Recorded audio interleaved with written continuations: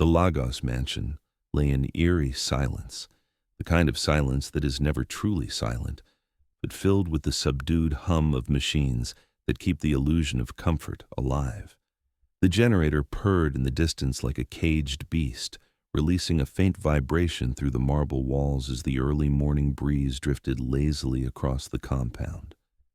The sky outside had only just begun to soften from black to a deep blue, the hesitant fingers of dawn stretching out but never quite piercing the darkness. It was in this fragile hour between night and morning that shadows seemed longest and hearts most restless. Chief Oba Adeyemi had woken long before the sun even thought of rising, his sleep fractured once again by memories he had fought so hard to bury. He sat at the edge of his king-sized bed, head bowed, his broad shoulders slumped beneath the weight of secrets too heavy for any man, even one with his wealth, to carry with ease. The walls of his room were lined with gold-framed portraits of his late father, a stern man who had built the family empire with bare hands and iron fists. Yet those images offered him no comfort, only judgment. Adeyemi's empire stretched across Lagos in towers of glass and steel, yet within the quiet of dawn, he was not a man of power, but a prisoner of betrayal, haunted by boardroom backstabs, broken promises, and whispers within his own bloodline. His eyes burned with sleeplessness as he rose from the bed and slipped on a simple jogger's outfit, something that did not belong to the billionaire persona he displayed in public, but suited his habit of walking in the earliest hours when no one could disturb him. His steps echoed across the hallway as he made his way downstairs, passing chandeliers that dripped crystals like frozen tears, their beauty mocking him in the emptiness of the hour. Elsewhere in the mansion, another restless soul moved with a very different purpose. Ifeoma, the maid, crept softly across the marble floors of the lower corridor. She was a slender woman in her late 20s, her frame delicate but strong from years of unseen labor. Her uniform was plain, the navy blue cotton faded in patches from repeated washings, and her feet were bare, the soles hardened by years of work that rarely afforded her shoes beyond simple slippers. In her trembling hands, she clutched a black nylon bag, the kind used by market women, its crinkled plastic rustling softly with each nervous movement. The contrast between her presence and her surroundings was striking. Where the marble floors gleamed with the cold pride of wealth, her presence seemed almost intrusive, like an unwelcome reminder that beneath the shine, life was still fragile, human, desperate. Her heart pounded so fiercely, she feared the sound alone might rouse the mansion. She paused at the bottom of the staircase, her wide eyes darting toward the shadows as though the walls themselves might betray her. Every tick of the antique grandfather clock in the sitting room seemed louder than it had any right to be. Ifeoma's chest tightened with every sound, the creak of the wood, the faint hum of air conditioning, even the distant crowing of a cock from a neighboring compound. She pressed the bag tightly to her chest, willing herself to remain calm. She had rehearsed this moment in her mind countless times, yet now, in the reality of it, her body shook uncontrollably. She moved toward the main doors, the polished brass handles gleaming faintly in the half-light, symbols of a life she had always been forced to serve, but never allowed to touch. Her eyes burned with tears she would not allow to fall, not now. Memories of her sister's voice haunted her with every step, urging her to protect the secret she carried, to flee before it was too late. Ifeoma knew that in this mansion, silence was not freedom, it was captivity. Every hour spent here stretched like chains around her ankles, chains she had decided would break this dawn. The compound outside was vast, flanked by high walls topped with barbed wire, guarded by men who had fallen into their own uneasy slumber. The air smelled of dew on freshly watered grass, but to Ifeoma it smelled like fear and final chances. She clutched the nylon bag closer, her breath shallow, her footsteps light, as she crossed the expanse of polished tiles that led toward the tall wrought iron gates. Behind her, The mansion loomed like an empire of silence, each window staring down at her like an accusing eye. The contrast between the life she was leaving and the one she sought beyond those gates was a chasm wider than she could ever describe. Yet within her fragile body pulsed a resolve that had been sharpened by years of endurance.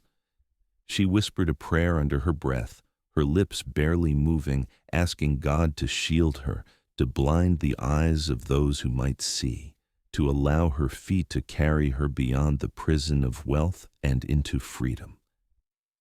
Her hands shook as she reached the gate, the cold iron biting against her skin. She froze for a moment, pressing her forehead against the cool metal, closing her eyes as if trying to gather strength. The silence of the compound stretched around her, yet every instinct told her she was not truly alone. Her ears strained against the faint hum of the generator, searching for movement, for a voice, for anything that would shatter the fragile illusion of escape.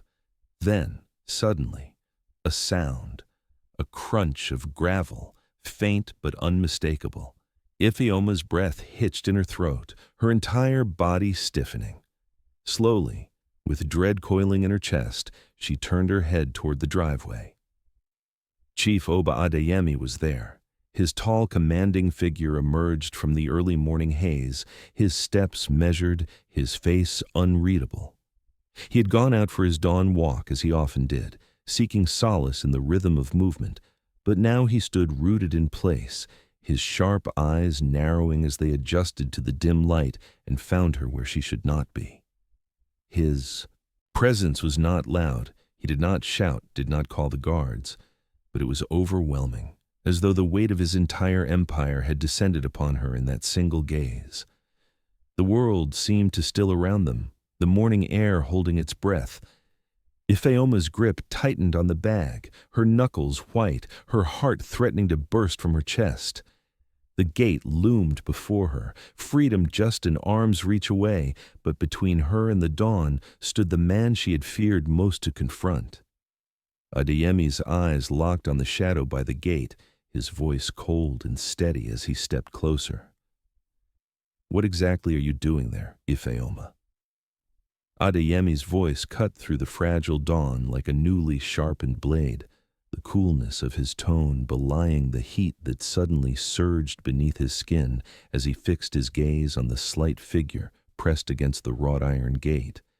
And in that taut silence, the hum of the generator grew louder, as if the machine itself understood a reckoning had arrived, while Ifeoma's hands quivered against the black nylon bag folded into her chest, and her eyes pleaded with the wind for cover that would not come. And before she could stitch together a coherent sentence, her mouth betrayed her with a stammer that felt like a betrayal of its own dignity, as she murmured that she had only gone to buy something from the roadside, just a small item. "Nothing serious, Biko, sir. Please." And the words scattered like frightened birds hitting glass. He took a step closer, not fast enough to alarm the sleeping guards, yet purposeful in a way that made his presence feel like the heaviest thing in the compound, and the night-smeared blue of the sky reflected off his dark track jacket, as though the early morning itself had decided to cloak him. And his eyes, those disciplined instruments that had spotted gaps in balance sheets and ambition in men who swore they had none, drifted from her face to the bag she held too tightly, for he could read weight the way some men read prayers. He could feel heft in the wrist and guess the cost of secrets from the strain in the shoulder. And the bag was heavy, heavier than a roadside errand, heavier than a woman's modest breakfast, heavier than any story that tried to leave this house by dawn with its shoes in its hand. And he knew at once that whatever Ifeoma meant to carry away was not meant for the open sun.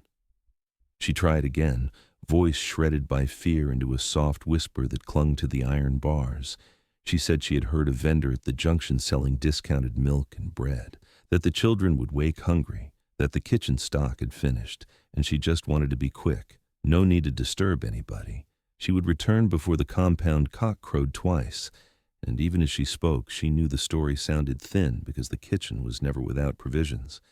because the housekeeper audited supplies every night after dinner and signed his name next to God's in a ledger that could withstand a court case, because in this mansion every grain of rice knew its place, and every bottle in the fridge was counted as if it were a bearer share. He did not raise his voice, because men who had built empires on fragile trust did not need to shout to assert power. Instead, he let silence swell, until her own breath sounded guilty in her ears. And then he asked about the bag with the gentle curiosity of a man deciding whether to forgive a child who had broken a window. And he extended a hand that was more decree than invitation, and in that gesture unfolded a memory too old to revisit, yet too vivid to ignore. A memory of another night when weight and silence had conspired against him, the night his late brother, Kunle, had crept down a different corridor with a similar bag and a different courage, the courage of a man who believed blood should excuse theft, if the theft could be justified as inheritance, and the image struck him with the force of present danger. Kunle's footsteps soft, the notes of a muted clock, the air brittle with the scent of chilled marble, and the bag that time had been leather and expensive, but the weight had been the same. Documents, contracts, a stamp of authority, a key to vaults that required no gun, and the betrayal had sat in Adeyemi's chest for years, fermenting into a paranoia he wore like an undershirt no one else could see. Adeyemi remembered confronting Kunle at the threshold of their father's old study, remembered how the brother he had once carried on his shoulders refused to meet his eyes, remembered the words that bled through the night like a confession dragged across gravel. It should have been mine, and how a month later Kunle's car spun on rain-slick asphalt along the Lekki-Ep expressway, and that argument became an altar where grief and guilt met every time the wind picked up after midnight, and in the long aftermath, Adeyemi's relationship with darkness had changed because he learned that theft did not always carry a weapon, and that love no longer guaranteed safety. And now, standing at his own gate, he felt the same faint tremor that had crawled up his spine in the study years ago, and he wondered if all betrayals sounded alike in the hour before dawn. He motioned for Ifeoma to step away from the gate and into the softer spread of the security light, not wanting the guards to wake and turn this into spectacle, because power hates public uncertainty.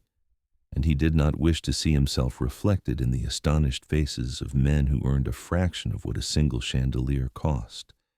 And when she hesitated, he cut the distance with 2 decisive strides, and set his palm on the bag with the gentleness of someone testing for fever, feeling the angular shapes pressing from within, and beneath the crinkled plastic, he thought he heard the dampened sigh of paper stacked too neatly, and the cold edge of suspicion sharpened in him in a way that made the muscles of his jaw ache. Ifeoma tried to speak a third time, her voice expanding into pidgin as if language might hide her. "Oga, a beg, no vex, no small thing, and no heavy like that." Yet the bag dragged her wrist downward with stubborn honesty, and her eyes flicked toward the security post where a dim radio murmured high life to a dozing guard whose cap had slid to the side. And she wished the guard would wake and interrupt, wished the whole compound would stir and collapse this moment under the weight of routine, anything to prevent the quiet intimacy of this accusation where she felt stripped not of clothes, but of the little privacy the poor are allowed to own. And she thought of her sister in a room without windows, breath rattling, hands cold, whispering a sentence that had split the world in 2, and she swallowed hard because the sentence still rattled in her bones and would not let her mind be steady.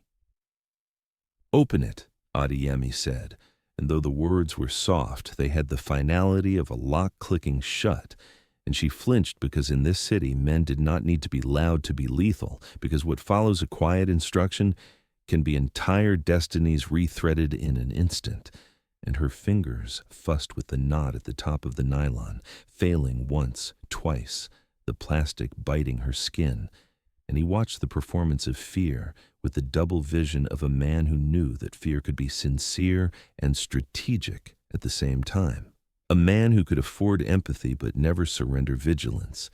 And somewhere inside him, The memory of Kunle's eyes, full of love that had curdled into envy, tugged at his resolve, and he told himself he would not repeat the softness that had nearly cost him his name. She murmured, "Please," in a river of words that tumbled from Igbo to English and back again, saying she did not steal, that God could strike her where she stood if she had broken trust, that her body would never touch hot oil again if she had lied, that she only wanted to help a situation that had become bigger than she could carry alone.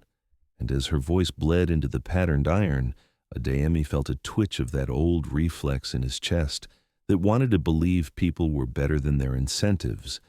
Yet above the tremor of compassion rose the drum of calculation, a steady rhythm he had learned in boardrooms where smiles were weapons and promises were painted masks, and he repeated the instruction without adding volume or threat, because the calm in his tone reminded them both who had the key to every door on this land and who only had the key to a bag.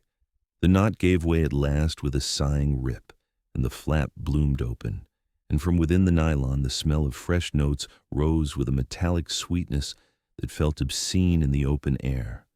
And she froze, her hands hovering above the mouth of the bag as if proximity alone might absolve her.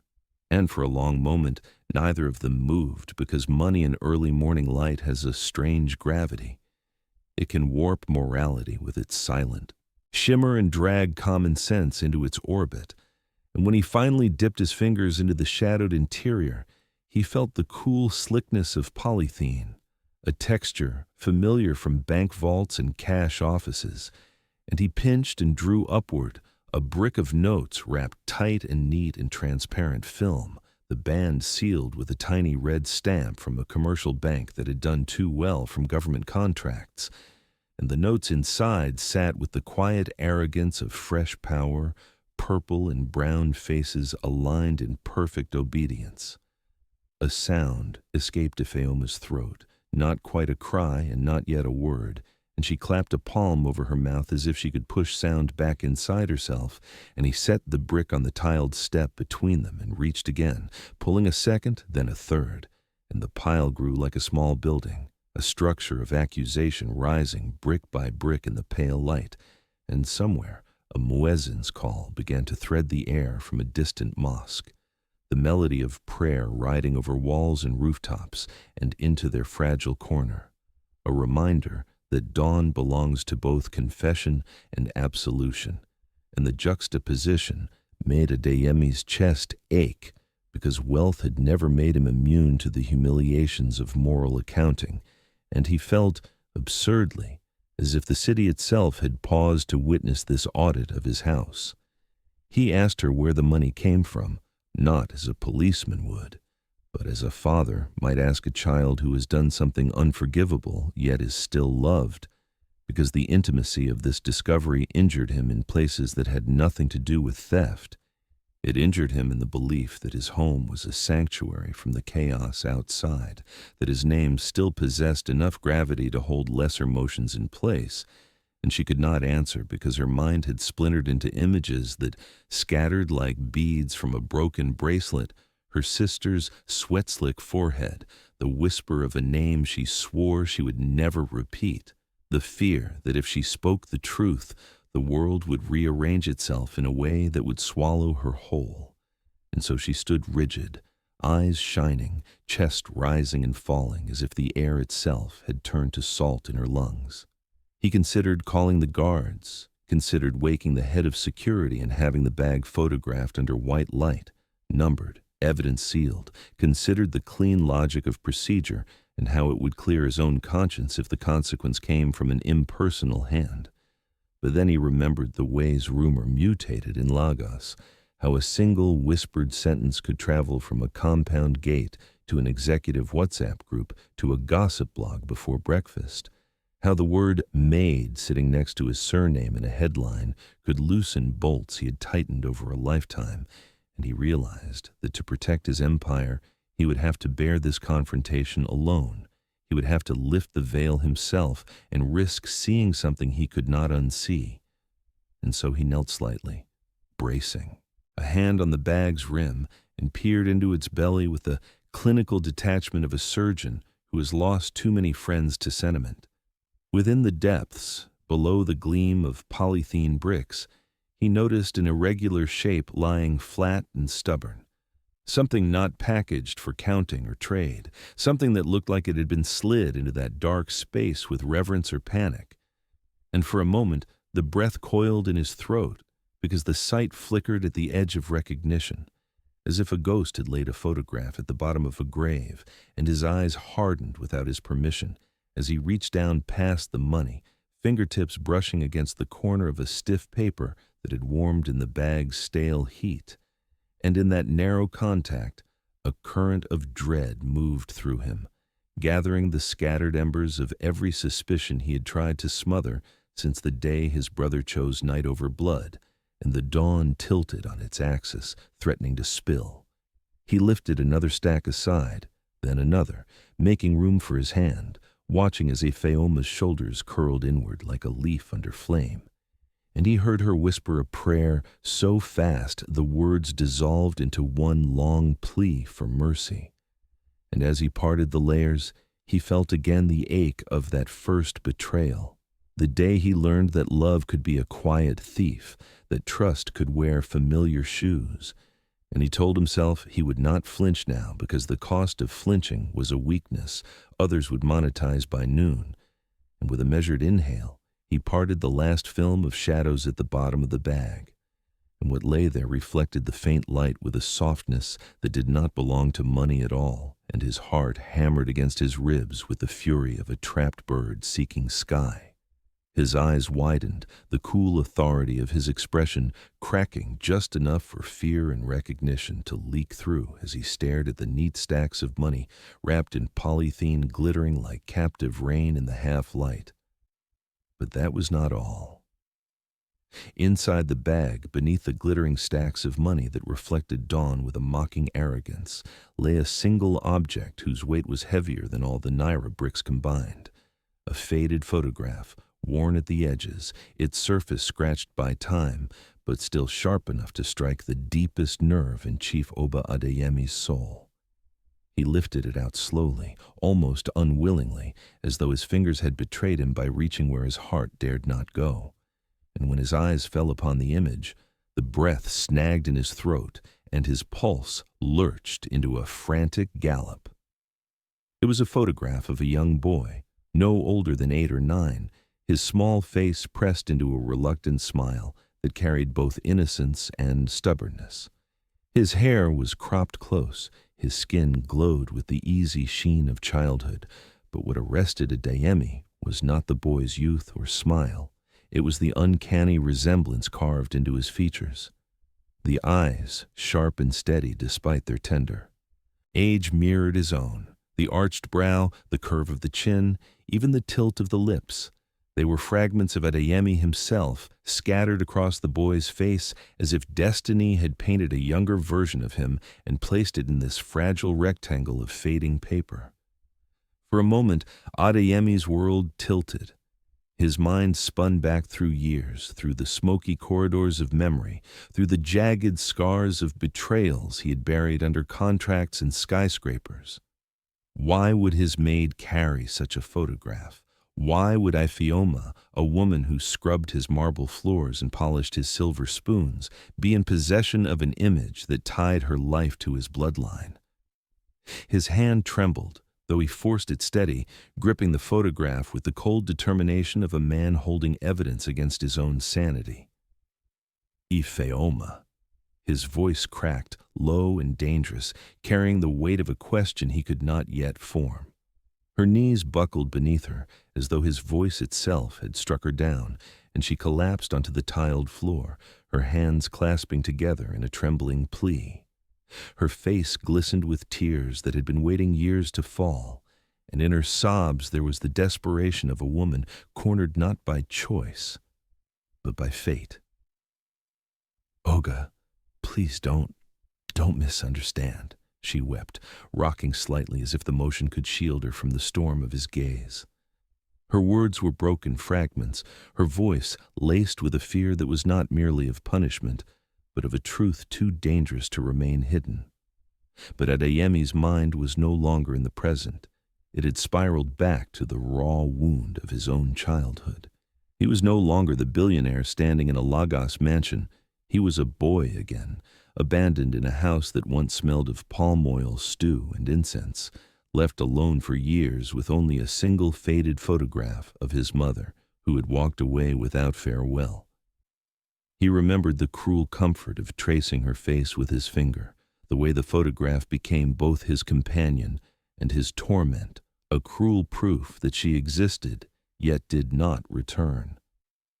For years he had hated that piece of paper because it was the substitute for a love he never felt, yet he had clung to it because a photograph, however fragile, was all he had. Now, decades later, the cycle had returned, cruel and mocking. Another photograph, another child, another mystery of absence.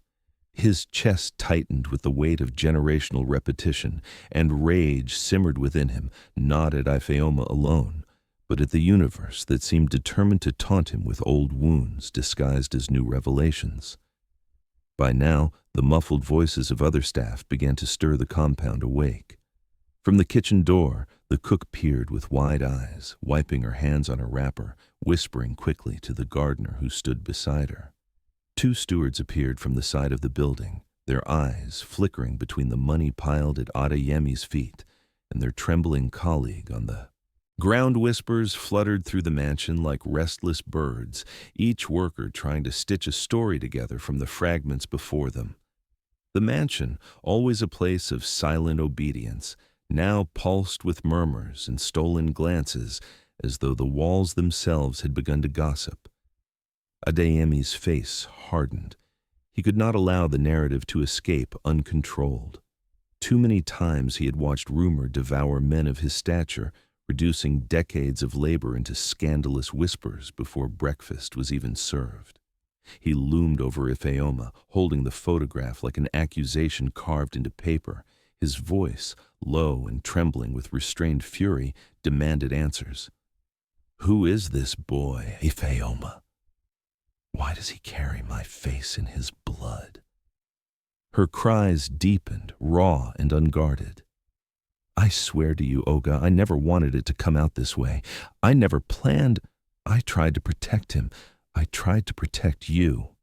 Her words spilled uncontrollably, her voice cracking under the strain of secrets long suppressed. She bowed her head until it touched the cold tile, her body a fragile offering to a man whose power could extinguish her life with a single command.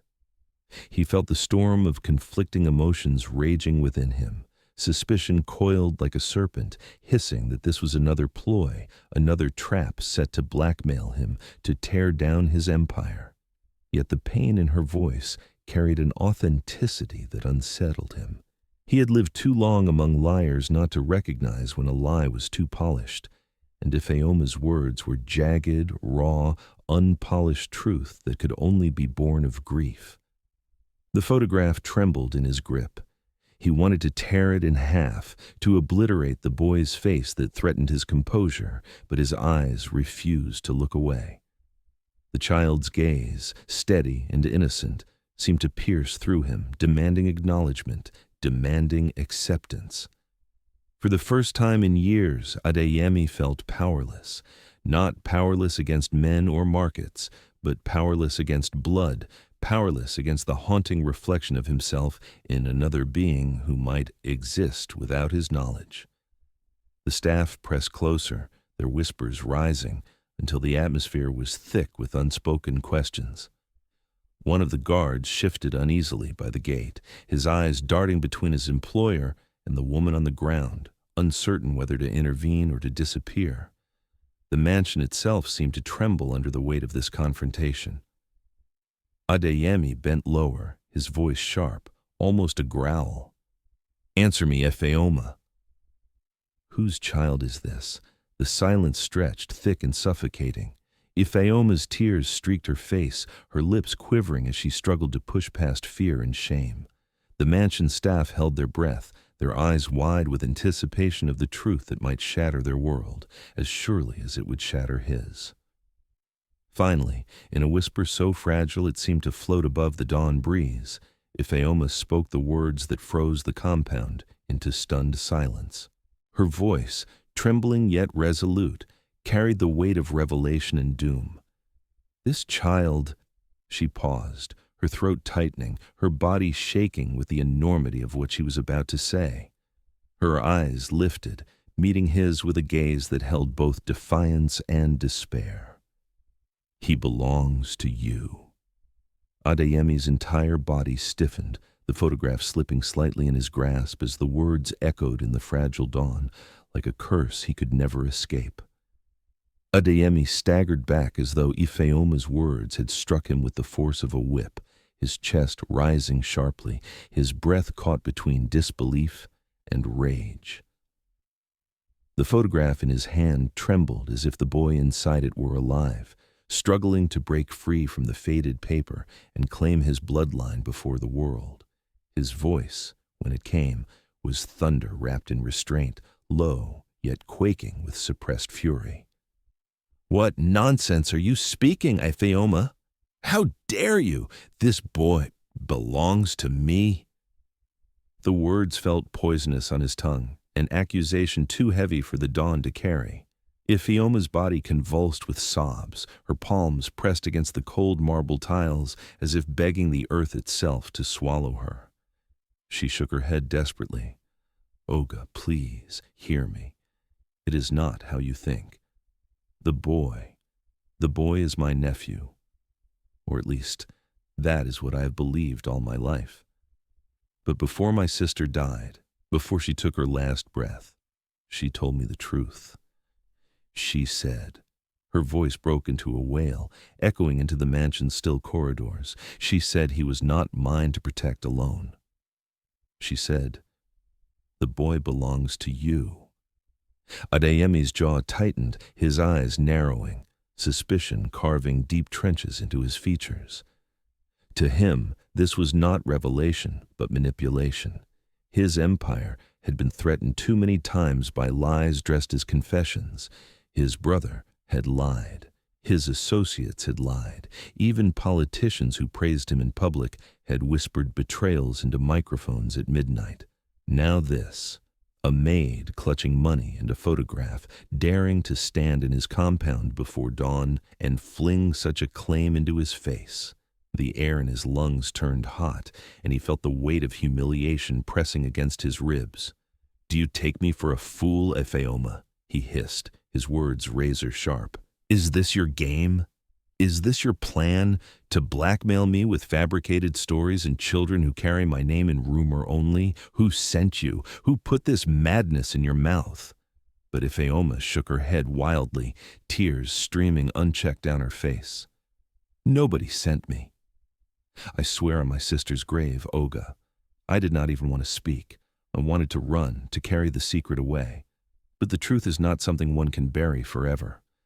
My sister— she carried this burden to her deathbed, and I carried her words after her. Do not think I am bold. I am only a woman terrified, caught between loyalty to her blood and fear of your power." The staff gathered at the edges of the courtyard, there, whispers trembling like leaves in Harmattan wind. They had never seen their Oga cornered like this, his dignity pierced by a servant's sobs. They exchanged furtive glances, some pitying Ifeoma, others shaking their heads in disbelief, already calculating the punishment that might follow. Adeyemi turned away for a moment, his face contorted in a storm of rage and disbelief. He wanted to dismiss her words outright, yet something about the way her voice broke on every syllable tugged at a long-buried memory. Against his will, he saw the faint image of his own mother, the woman who had vanished from his childhood, leaving him with only a single photograph as proof that she once existed. He remembered the nights he had clutched that picture under candlelight during PHCN blackouts, begging the fading smile to tell him why she had left, why he had been abandoned in silence. That photograph had been both a comfort and a curse, reminding him of a bond that no longer breathed. And now, another photograph, another child, another story of absence, The pattern was too cruel, too pointed. The universe was laughing at him, dragging him back into a cycle he had fought his entire life to escape. Ifeoma's sobbing softened into a trembling whisper, her voice weaving memory with grief. When I was a girl, Oga, I watched my sister suffer in silence. She was young, too young. She would sit at night on the bamboo stool in front of our mother's hut, staring into the darkness, her hands on her belly as though cradling a secret. She never spoke his name, but I knew. A girl in the village does not carry a child without eyes watching, without whispers following her footsteps. Yet she endured it all. She endured our mother's anger, the shame of the elders, the cruel tongues of neighbors. She told me, Ifeoma, one day you will understand. Not all secrets are meant to be carried by one person alone. Her body shook as she continued. When she was dying, her breath shallow, her skin hot as fire, she called me close. She told me that the boy she raised as her son was not truly hers. She said he was yours, that he was the blood of the man I worked for in Lagos. She told me never to let him grow without knowing his roots, never to let him believe he was unwanted. She said the child was meant to inherit more than sorrow. I did not know whether to believe her, Oga. I did not want to believe her, but her eyes that night, they carried a truth I could not bury. Adeyemi's fists clenched. He wanted to call her a liar, to end the performance and send her back to the village in disgrace. Yet there was something in her tone, something in the rhythm of her confession that reminded him of his own late wife's dying whispers, words spoken not for deception, but for release. Could this maid truly be telling the truth? Could it be that destiny had indeed planted his blood in soil he never tended? His mind, however, snapped back to the present with the sharpness of a blade. He would not allow himself to be cornered by sentiment. The memory of Kunle, sneaking with stolen documents, hissed in his ears. Never trust, never soften, never believe without proof. He straightened, towering over Ifeoma, his voice regaining its steel. Enough of this drama. Whatever your sister said on her deathbed is not my concern. You think you can come into my house, hide money, carry photographs, and speak of children as if bloodlines can be rewritten by tears? Number. I will not be manipulated. The mansion staff flinched at the ice in his tone. A heavy silence fell, broken only by the soft hum of the generator and the chirping of early birds outside the compound walls. Adeyemi's next words dropped like stones into a well. You will leave this house today. I will not have liars and blackmailers under my roof. I will give you money enough to vanish, but if you stay a minute longer, you will regret it. Ifeoma's scream tore through the silence, a sound of despair so raw that even the staff shrank back. No, Oga, please. If you send me away, you will destroy the boy too. You will bury a truth that is not mine to carry alone. Don't do this. But Adeyemi turned away, unwilling to meet her eyes, convinced that firmness was the only armor against collapse. He raised a hand, motioning to the guards. Escort her out. She will not step back into this compound. The guards hesitated, shifting uneasily, for at that moment a new voice, firm yet trembling with age, broke through the thick air. Oba Adeyemi, the voice said, low but commanding. You will do no such thing. Every head turned. Standing at the entrance of the corridor was Mama Adeyemi, regal even in her night wrapper, her silver hair tied with a simple scarf, her eyes sharp with a knowledge that seemed older than the mansion itself. She leaned slightly on her walking stick, but her presence was not fragile. It was unyielding, like iron wrapped in velvet. Adeyemi's breath caught in his chest. Mama. The old woman's voice shook, but her command did not falter. That girl will not leave this house, not now, not ever. Adeyemi froze, stunned, as his mother's unexpected decree shattered his authority before the entire household. Mama Adeyemi stood at the entrance of the grand corridor, her frame cloaked in a flowing iro and buba of deep indigo, the fabric shimmering faintly under the security lights.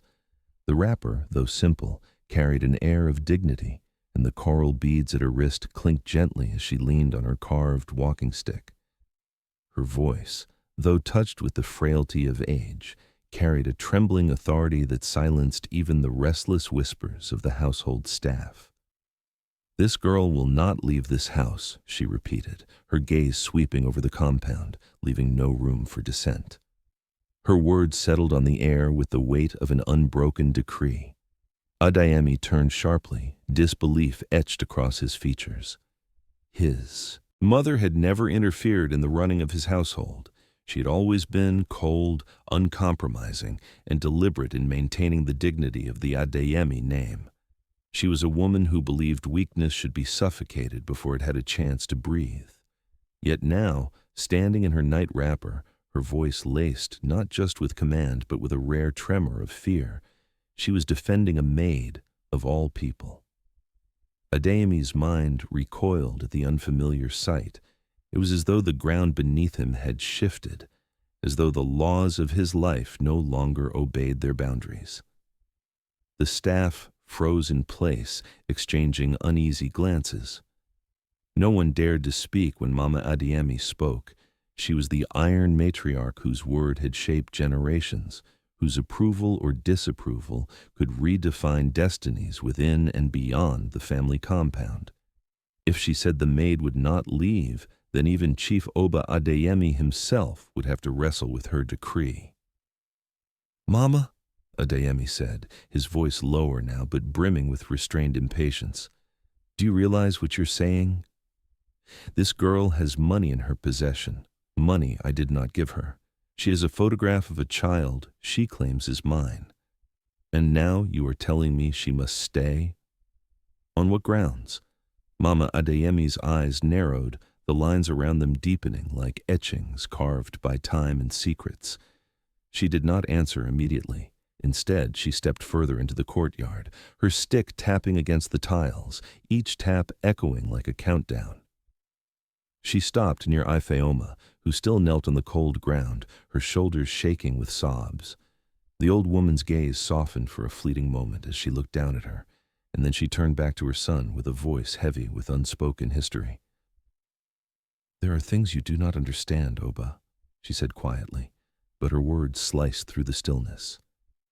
"There are truths buried in this house long before you inherited its walls. This girl, her family's story has touched this house before. You think she is here by chance? You think her presence is a mistake? Number. Some paths are drawn long before our feet step upon them." Adeyemi's chest tightened, a sickening wave of realization creeping into him. His mind leapt to the possibility that his late father, the formidable patriarch who had built their fortune, might have threads tangled in this mess. His father had been a man of stern authority, revered in public yet often absent in private, a man whose shadow stretched across their lives long after his death. Could it be that Ifeoma's sister, the woman who supposedly raised the boy, had once lived under this very roof? The thought was unthinkable, scandalous, a crack in the polished marble of their family honor. He stepped closer to his mother, lowering his voice, though his fury still simmered. "Mama, what are you saying?" "That this maid's sister was connected to us? That she—" "What exactly do you mean?" Mama Adeyemi did not flinch under his questioning.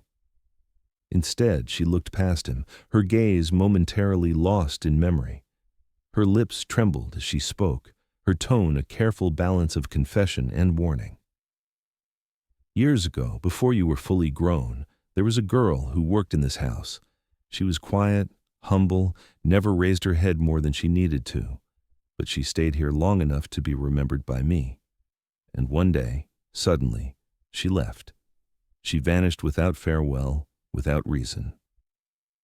When I asked your father about it, he said it was not a matter for me, and I did not press further."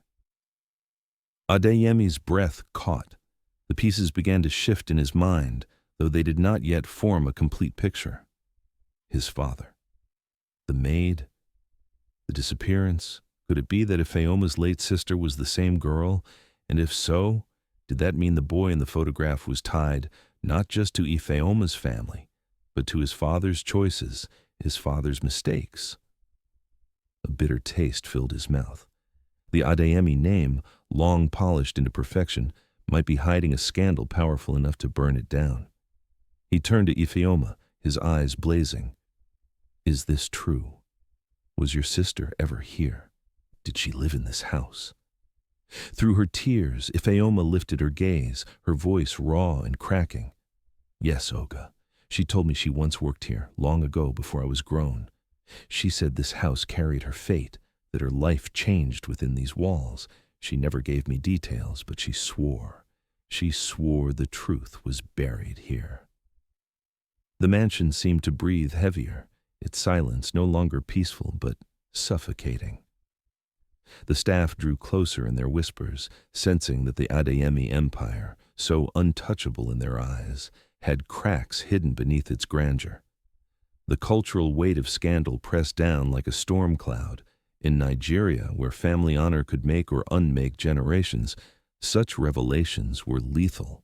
Villages never forgot, cities never forgave. To admit that a maid's child might carry the blood of the Adeyemi lineage was to drag their name into the mud where gossip thrived. Adeyemi's hands shook, his mind torn between fury and dread. So this is it? He spat, turning to his mother. You would rather tie my name to scandal than protect the family honor? You, of all people. Mama, you have always told me dignity is above all things, and now you protect her. This girl. Why? Mama Adeyemi's eyes glistened, though she did not shed tears. She stepped closer, resting her hand on his arm, her grip surprisingly firm. Because some scandals cannot be erased by silence, Oba. Some truths grow sharper the longer you bury them. Sending her away will not save you. It will only bring the storm closer. You must leave her here. Let her stay. Let her presence remind you that not all things can be solved with wealth and pride. Her words stung like salt on wounds. Adeyemi had always seen his mother as unyielding, a woman of stone who never bent to emotion. Yet here she was, trembling with fear, pleading for the maid's protection. He could not comprehend it. His suspicion deepened, darkened. If his mother, his cold, distant mother, was defending this girl, then surely the truth was darker than even he dared to imagine. The staff looked on, eyes wide, hearts pounding with the thrill of forbidden revelation. The weight of family honor clashed against the reality of hidden scandals, the unspoken truth that every wealthy house carried ghosts of choices made in shadows. Adeyemi leaned close to his mother, his voice low, harsh, desperate. Tell me the truth, Mama. Who is this boy? What does this girl's family have to do with us? Mama Adeyemi's lips trembled, and for the first time in his life, Adeyemi saw fear in her eyes. She pressed her forehead against his shoulder, her voice a broken whisper meant only for him.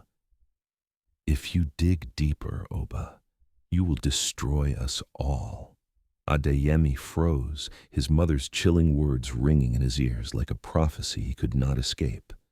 The mansion's dawn confrontation still burned in Adeyemi's veins as morning rolled into the hard glare of Lagos traffic, but by the time he arrived at his company headquarters on Victoria Island, he had forced his face into the mask of control that every billionaire must wear in public.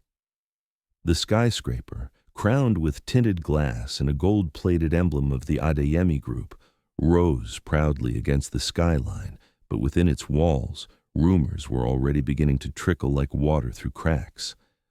Lagos had a way of carrying whispers faster than the wind, and the story of a maid caught sneaking out with money had left the compound before Adeyemi's convoy even pulled into the company's private car park.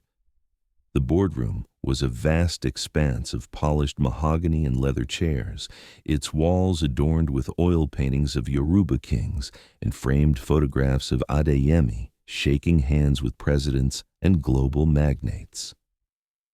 Yet, beneath the grandeur, a tension brewed. The directors sat in their tailored suits, their eyes politely fixed on their notes, but their ears strained for confirmation of the scandal they had heard in hushed tones over morning calls.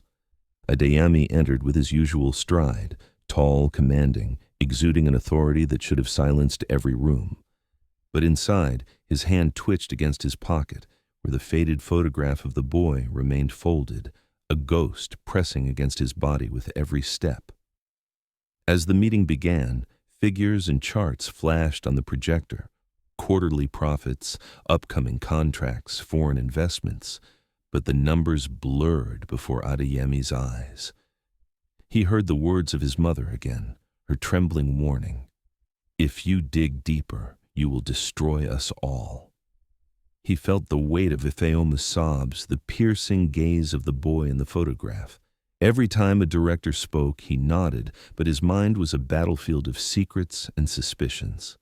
Across the table, one man watched him more closely than the others. Bode, his trusted aide, sat with his pen poised, his expression carefully neutral. For years, Bode had been Adeyemi's shadow, organizing files, managing schedules, smoothing over conflicts with the board. To Adeyemi, he was reliable, efficient, almost invisible in his loyalty. Yet beneath that quiet exterior lay a restless ambition, a bitterness that had long festered. Bode was not merely an aide, he was also the secret ear of Chief Namdi, Adeyemi's greatest rival. Chief Namdi was a tycoon of equal stature, a man whose empire thrived on construction and oil, who loved nothing more than to watch Adeyemi stumble. He had built his career in the cracks of Adeyemi's mistakes, waiting like a vulture for scraps of weakness. When the first whisper reached him, delivered through the underground web of gossip that thrived in Lagos, that a maid in Adeyemi's mansion had been caught with suspicious money and a photograph of a boy, Namdi's lips curved into a knowing smile. He understood scandal better than most men understood strategy, and he knew exactly how to fan this spark into a wildfire. Back in the boardroom, Adeyemi's composure was fraying. A director questioned him about an international contract with investors from Dubai, but his voice faltered as he tried to answer. He could feel the photograph pressing like a knife in his pocket, each fold cutting into his composure. His eyes darted to the window for a brief second, watching the sprawl of Lagos below. The traffic jams, the hawkers balancing baskets of plantain chips, the shouting Danfo conductors calling for passengers. And he wondered if every one of them would soon know his shame. The directors exchanged uneasy glances. Adeyemi, their titan, their pillar of stability, seemed distracted, almost vulnerable. It was a dangerous sight. In business, weakness was not forgiven. It was monetized. Bode, observing carefully, felt a cold thrill run through him. He could almost smell the blood in the water. When Adeyemi dismissed the meeting earlier than expected, claiming urgent matters, Bode did not follow him as usual. Instead, he excused himself, stepped into the washroom, and locked the door. From his pocket, he drew out his phone, his fingers moving quickly, his voice hushed but steady as he dialed a familiar number. "Chief," he said, his tone respectful but tinged with eagerness, "it has happened. The story is real. The maid was caught with money, and with something else. I saw the tension in Oga's face myself. He's hiding something big. This is the moment." On the other end, Chief Namdi chuckled darkly. "Good. Very good. A man is not destroyed by his enemies, Bode. He is destroyed by his household. We will let Lagos believe what it wants to believe. The truth is irrelevant. Scandal is the only currency people understand." That evening, as Adeyemi sat in his car, massaging his temples, trying to breathe away the pounding in his head, Bode's betrayal began to move through the veins of the city. A carefully worded leak slipped into the hands of a popular gossip blog known for breaking stories that Lagos devoured before breakfast. The article was crafted with precision. It did not say a maid had been caught stealing. Instead, it claimed that Chief Adeyemi had been hiding a dark secret, that he had fathered a child with a maid, that the boy's existence had been discovered in the dead of night, that stacks of hush money had been found in her possession as proof of years of cover-ups. By the time Adeyemi returned home that night, the headlines were already multiplying across phones and laptops. Billionaire Adeyemi's love child with maid exposed. Secret heir found in Lagos mansion. How powerful men hide their shame. The compound staff scrolled their phones in silence, their eyes darting between the screens and their Oga's car as it pulled in. Drivers at the gate exchanged whispers. In the neighborhood, vendors passing by shook their heads knowingly, already adding spice to the story. Some claimed they had seen the boy. Others swore the maid was his first wife in secret. Inside his car, Adeyemi felt his phone vibrating endlessly with calls, journalists, business partners, church elders, even political allies. His empire was trembling, not because of proof, but because of perception.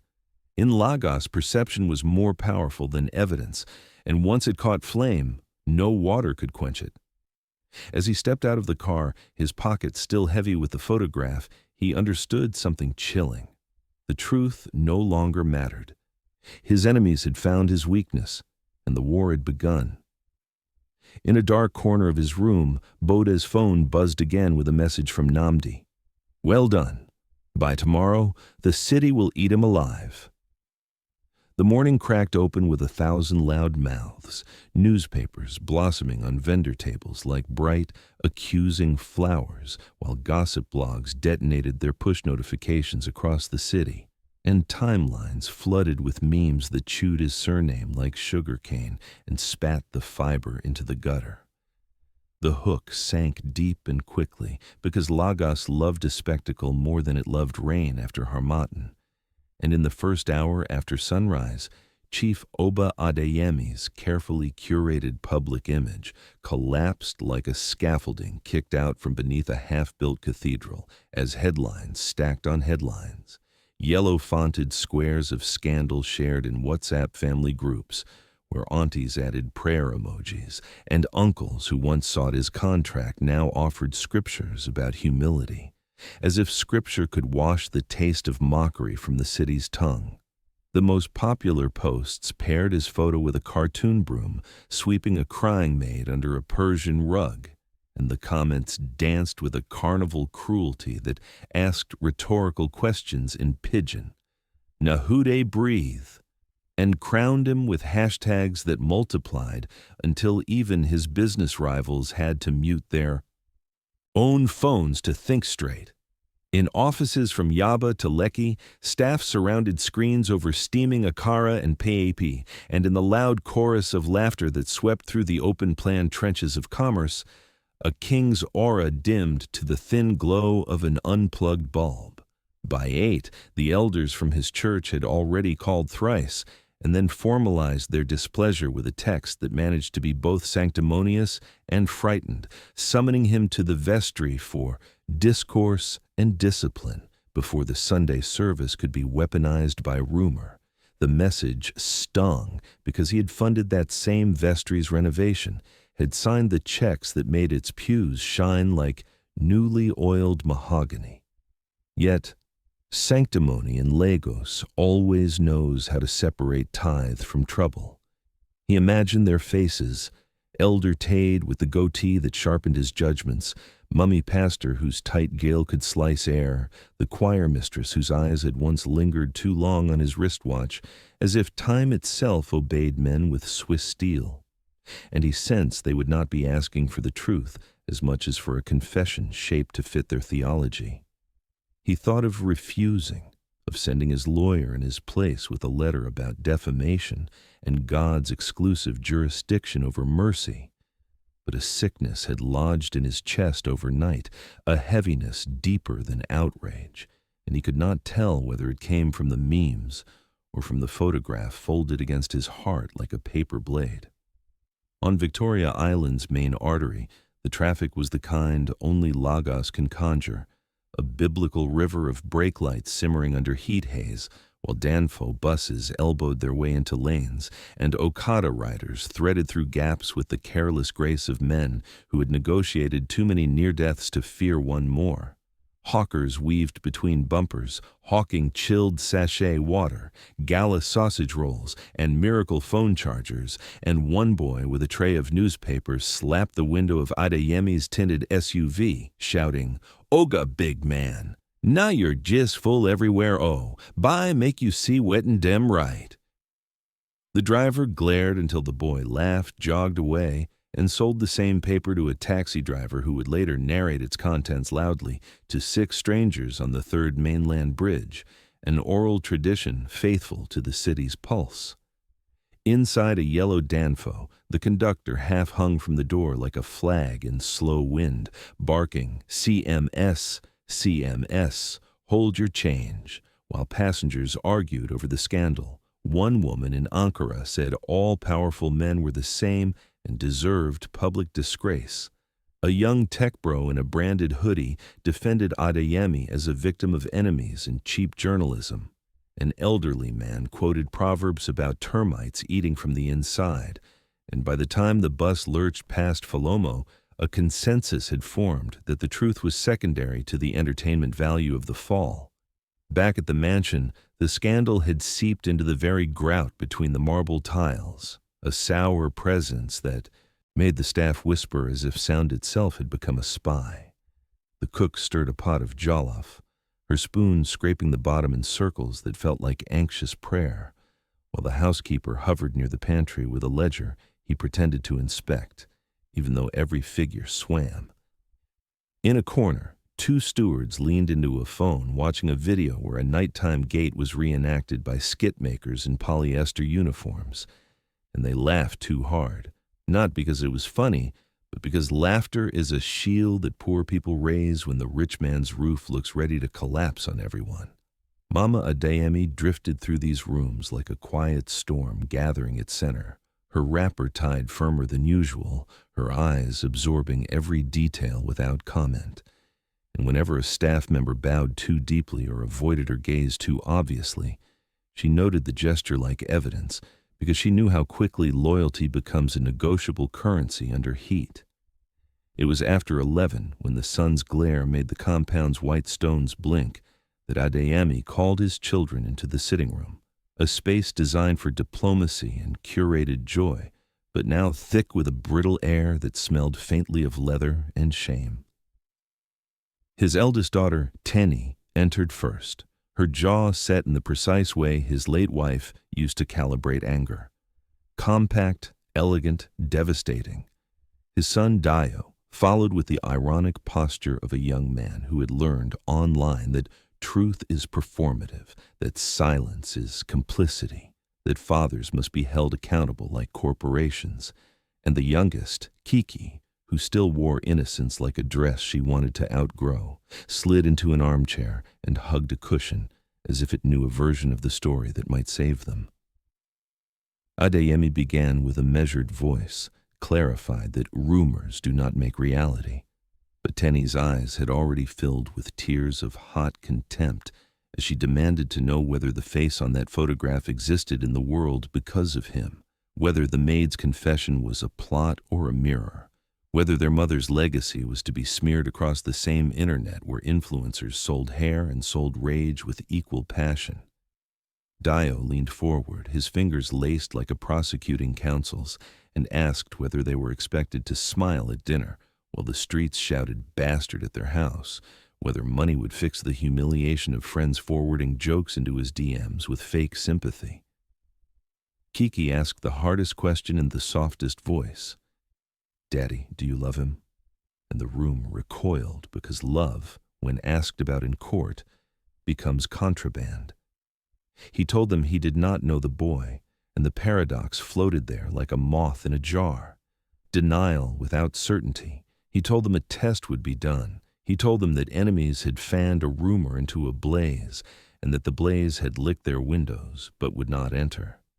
He told them he was still their father, still the same man whose hands had built the deck on, which their childhood parties glowed with fairy lights when PHCN punished them, and the generator sang them through the dark. Tenny replied that fathers do not remain the same when truth arrives. Dio said enemies do not conjure photographs out of thin air. Kiki whispered that she was tired of being strong in school corridors. At the threshold, Mama Adeyemi watched without entering, her face carved into an expression that remembered things no one in that room had permission to know. And when Adeyemi's tone climbed towards thunder, she tapped her stick once, quietly, decisively, and the sound returned him to air. He dismissed them with a promise that sounded like a verdict, and after they left, he let his head fall into his hands, and for a long minute permitted himself the luxury of grief without witnesses.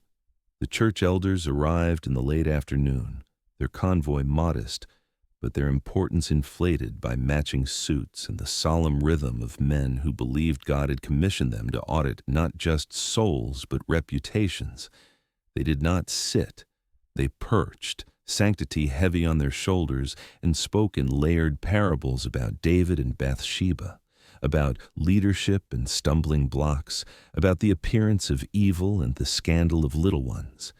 They advised withdrawal from public engagements, advised a public statement acknowledging pain without admitting sin, advised a season of fasting. 40 days seemed fitting, and hinted that a large donation might help a building project whose timeline had, by divine mystery, aligned with his current need for goodwill. He watched their mouths move and heard only a chorus of barter. He promised what he could without promising anything at all, and as he escorted them out, one elder squeezed his shoulder and whispered, "Men of your size do not bleed in private. Choose your bandage." Evening swept in with the sky the color of bruised mango, and the city's rumor economy did not slow with dusk. In bars along Admiralty Way, men sipped bitters and sculpted new versions of the scandal over plates of suya, while on radio call-in shows the phones rang with callers who sounded like cousins of people who had seen things, and somewhere in a studio, a comedian rehearsed a set that would break a room tomorrow night with the line, "If your gate no get CCTV, now your maid get NDA." The house absorbed this noise as if its pores had opened, a living organism under siege, and Adeyemi walked its circuit like a soldier in his own country, checking shadows for fresh treachery, checking faces for loyalty's temperature. When he reached the kitchen, the jollof had cooled. In the pantry, the ledger sat closed like a book of psalms none could sing, and in the servants' corridor, a narrow draft moved like a whisper. He realized in a flicker of instinct he had learned from markets and marriages that the house had shifted, a presence missing, an echo wrong. He called for the head of security with a tone that froze even mosquitoes mid-flight, and within minutes the guards were aligned, sheepish and defensive, saying that their rotations had been clean and that the back gate had been locked as always, except for one small window of inattention when the older guard's blood sugar had dipped, and he'd stepped into the kitchenette to sip tea. The younger guard shrugged in a way that suggested tea had been taken many times without consequence, but the air in Adeyemi's lungs narrowed to a straw when the housekeeper, pale and sweating, approached with an envelope pinched between two fingers as if it burned. It was Ifeoma's handwriting on the front. He recognized the labor of each letter, as though writing itself were a burden carried from childhood, and the envelope smelled faintly of dettle and desperation. Inside a single page, folded once, he opened it with the faint terror of a man reading a medical result, his mother at his shoulder, her breath shallow, the staff orbiting like guilty planets at a respectful distance no one respected. The note did not waste words, it did not plead, it did not justify. It offered coordinates disguised as memory and a warning sharpened into a blade. By the red road where Unquo Day Market sleeps, find the old palm by the broken well. Ask for Mazi Okeki and show him the photograph. Come alone. Do not trust blood. There was a final line, smaller, as if ashamed of its own audacity. The boy is safe, for now. The page shook in his hand, not because of wind, but because the body sometimes obeys fear before the mind admits it, and Mama Adeyemi reached to steady it, her fingers brushing the edge with a tenderness that faltered at the last moment, as if the paper might bite. Around them, the house exhaled a single collective sound, half relief that the volatile center had moved outside their walls, half horror at the trail it blazed. And somewhere in the compound, a generator coughed and caught, steadying into a purr that sounded suddenly like an omen. By the time they searched her small room, the wardrobe yawned empty. The window latch dangled like a taunt, and on the bedside table beneath a chipped rosary lay only the photograph's second half, a torn edge that proved the original had once been two, while the note's final words burned in Adeyemi's skull. Do not trust blood. The Lagos sun had barely lifted when Adeyemi's convoy set out eastward, but by the time they left the expressway and turned onto the winding roads of Anambra, the city's chaos had given way to a quieter, more haunting rhythm. He had dismissed his aides and security at the last major stop, insisting he drive the final stretch himself. He needed no witnesses on this path. Ifeoma's note had burrowed into his mind like a thorn, each word refusing to be forgotten. Do not trust blood. He gripped the steering wheel of his black SUV with white knuckles, his heart a furnace of dread and resolve. The landscape unfolded before him, in cinematic strokes, the asphalt giving way to red dusty roads that rose in swirls beneath his tires, painting the air in ochre clouds. Children in oversized shirts and bare feet chased a rattling khaki napep as it sputtered along the roadside, their laughter a brief reprieve from the heaviness pressing down on him. Women squatted by makeshift stalls, fanning the flames beneath iron grills where roasted corn popped and crackled, their voices rising in Igbo banter as they called to passing travelers. The scent of smoke and palm oil mingled with the earth, grounding him in a place far removed from his glass towers and boardrooms. Yet even here, amidst the innocence of village life, he felt the shadows of scandal following him. Faces turned as his SUV passed, men pausing mid-swing of their hoes, women shading their eyes with calloused hands. In Lagos, his presence commanded awe. Here, it provoked suspicion. To them, he was not a benefactor, but a billionaire from the city, a man with money that corrupted and left ruin behind. By the time he reached the heart of Ifeoma's village, a cluster of mud houses and zinc-roofed stalls surrounding the Unkwo Market Square, word of his arrival had already traveled faster than his car. Elders gathered beneath the shade of a gnarled udala tree, their canes resting against their knees, their eyes sharp despite their age. Children clung to the edges of the square, whispering as they pointed at the imposing stranger in fine clothes, stepping down from the dust-coated SUV. Adeyemi approached them with the respectful bend of a Yoruba man in foreign land, his voice steady though his chest burned. "I come in peace," he began in English, then softened into Igbo as best he could manage, though his accent betrayed him. "I come to ask about Ifeoma's sister. The woman who once worked in Lagos. The woman who returned here with a child." A murmur rippled through the circle of elders, their wrinkled faces darkening with memory. One of them, a tall man with a cane carved from Iroko wood, spat into the dust before he spoke. "You Lagos men," he said, his voice heavy with scorn. "You take our daughters, use them, discard them like spoilt yam peels. And when the shame becomes too loud for the village to bear, the girls return with children who carry the weight of their silence. What truth do you want to hear now? That your city greed does not leave scars?" The words cut deep, but Adeyemi did not flinch. He had come prepared for hostility. He lifted the faded photograph from his pocket, the boy's face catching the sunlight as though destiny itself demanded recognition. I only want to know, he said, his voice quieter now, almost pleading, whose blood runs in this boy's veins. Tell me about the woman who bore him. The murmurs grew louder. One elder, her back bent but her eyes piercing, leaned forward on her stick. Her name was Chika, she said, her voice like dry leaves. Ifeoma's elder, sister. She was a good girl once, obedient. She left for Lagos to work in a rich man's house, and for months letters came. Then silence. When she returned, she carried a baby but no husband. When we asked, she kept her lips sealed. She lived quietly, raised the boy, and endured our whispers until illness took her. She never spoke his father's name. Adeyemi's heart pounded as he absorbed her words. A maid who vanished from Lagos, returning with a child and no story. That was no coincidence. His thoughts swirled back to his mother's cryptic warning, to the trembling in her voice when she insisted Ifeoma must stay.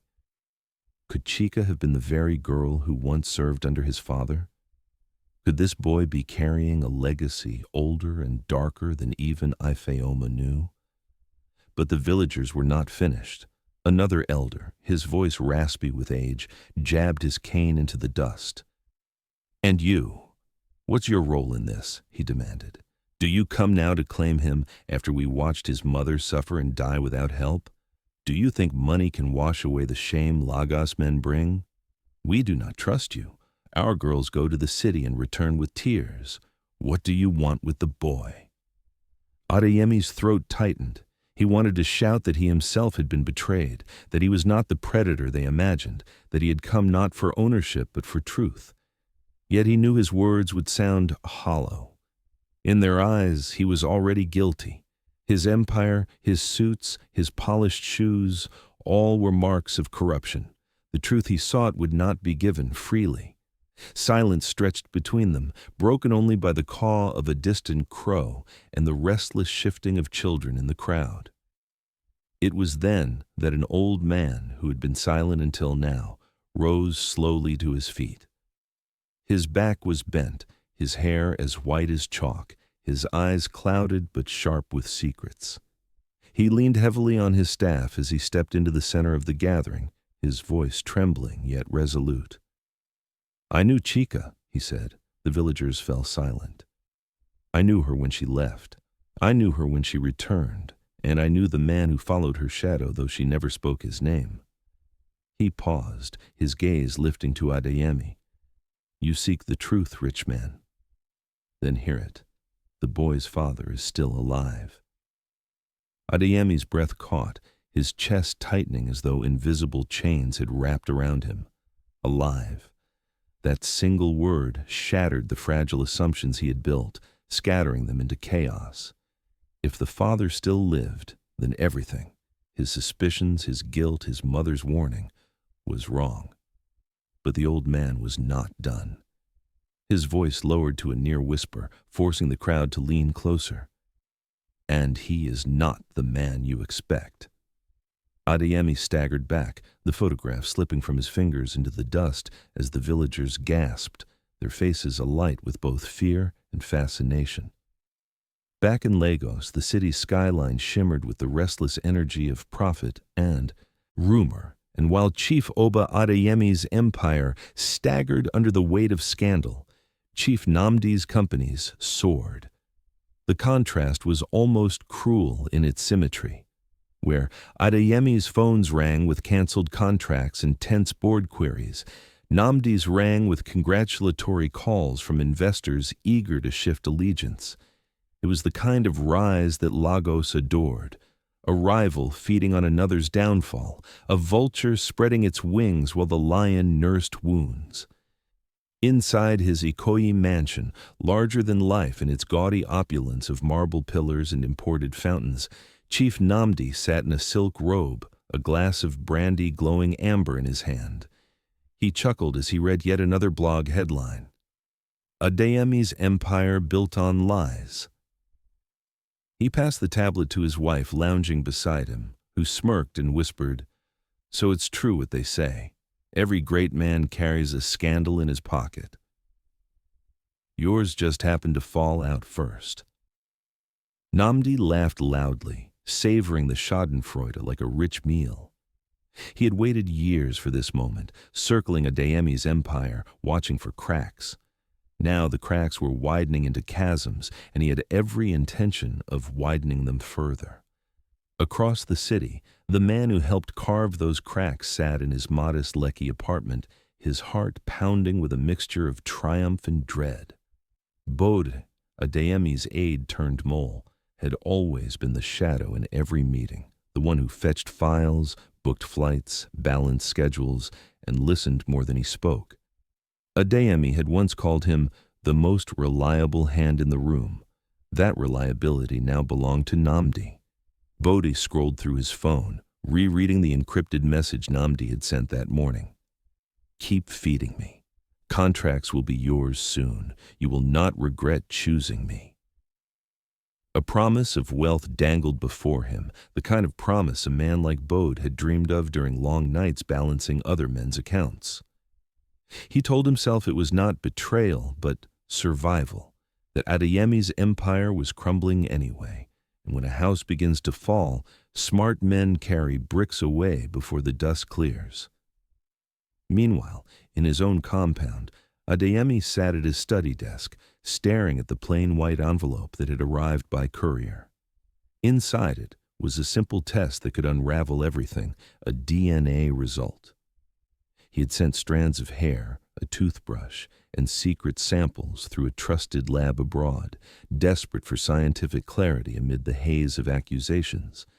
The boy's photograph still lay before him, creased from being folded too often, the child's eyes drilling into him like an accusation. His hands hovered over the envelope, yet he could not bring himself to tear it open. He had faced hostile boardrooms, government inquiries, and cutthroat negotiations that spanned continents, but nothing had ever made his fingers tremble the way this envelope did. Because the truth it held was not just business, it was blood. From the hallway came the slow, uneven tap of his mother's walking stick. Mama Adeyemi entered, her face drawn, her wrapper tied loosely around her thinning frame. She had grown weaker in the days since Ifeoma's disappearance, her strength seemingly siphoned away by the weight of secrets. She eased herself into a chair opposite him, her breathing shallow, and for the first time in years, Adeyemi felt fear at seeing his mother not as an iron matriarch, but as a woman bent beneath too much history. "Oba," she said, her voice soft, "leave this matter alone." He stiffened, his eyes hardening. "Mama, how can I? Everywhere I go, people whisper about me. They say I fathered a child with a maid. My children doubt me. My partners abandon me. Do you expect me to sit and fold my hands while enemies destroy me with lies? This test, it will clear me." Her eyes, glistening with age and sorrow, held his without flinching. "Sometimes the truth is heavier than the lie, my son. Sometimes, to protect the living, you must let the dead carry their secrets." She coughed, a harsh sound that racked her body, and when she pressed her handkerchief to her lips, Adeyemi saw the faint stain of blood. His chest tightened. She was unraveling before his eyes, her health failing as though every thread of the scandal was tugging at her soul. "Mama," he whispered, moving to her side.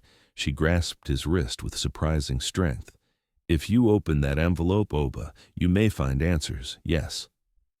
But answers come with a cost, and I fear that cost will destroy not just you, but all of us." Her words clawed at him, echoing the warning she had given before. "If you dig deeper, you will destroy us all." He looked at the envelope again, torn between the instinct to know and the fear that knowing would unravel his empire faster than rumor ever could. Night fell heavy over the mansion, the compound humming with the generator's steady song. Adeyemi paced his study, the envelope still unopened, his mind a storm.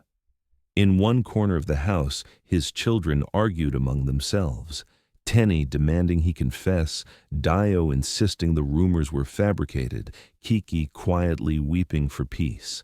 In another, the staff whispered over their phones, trading blog updates as if they were stock prices.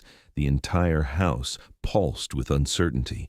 Every heart braced for whatever truth the envelope held.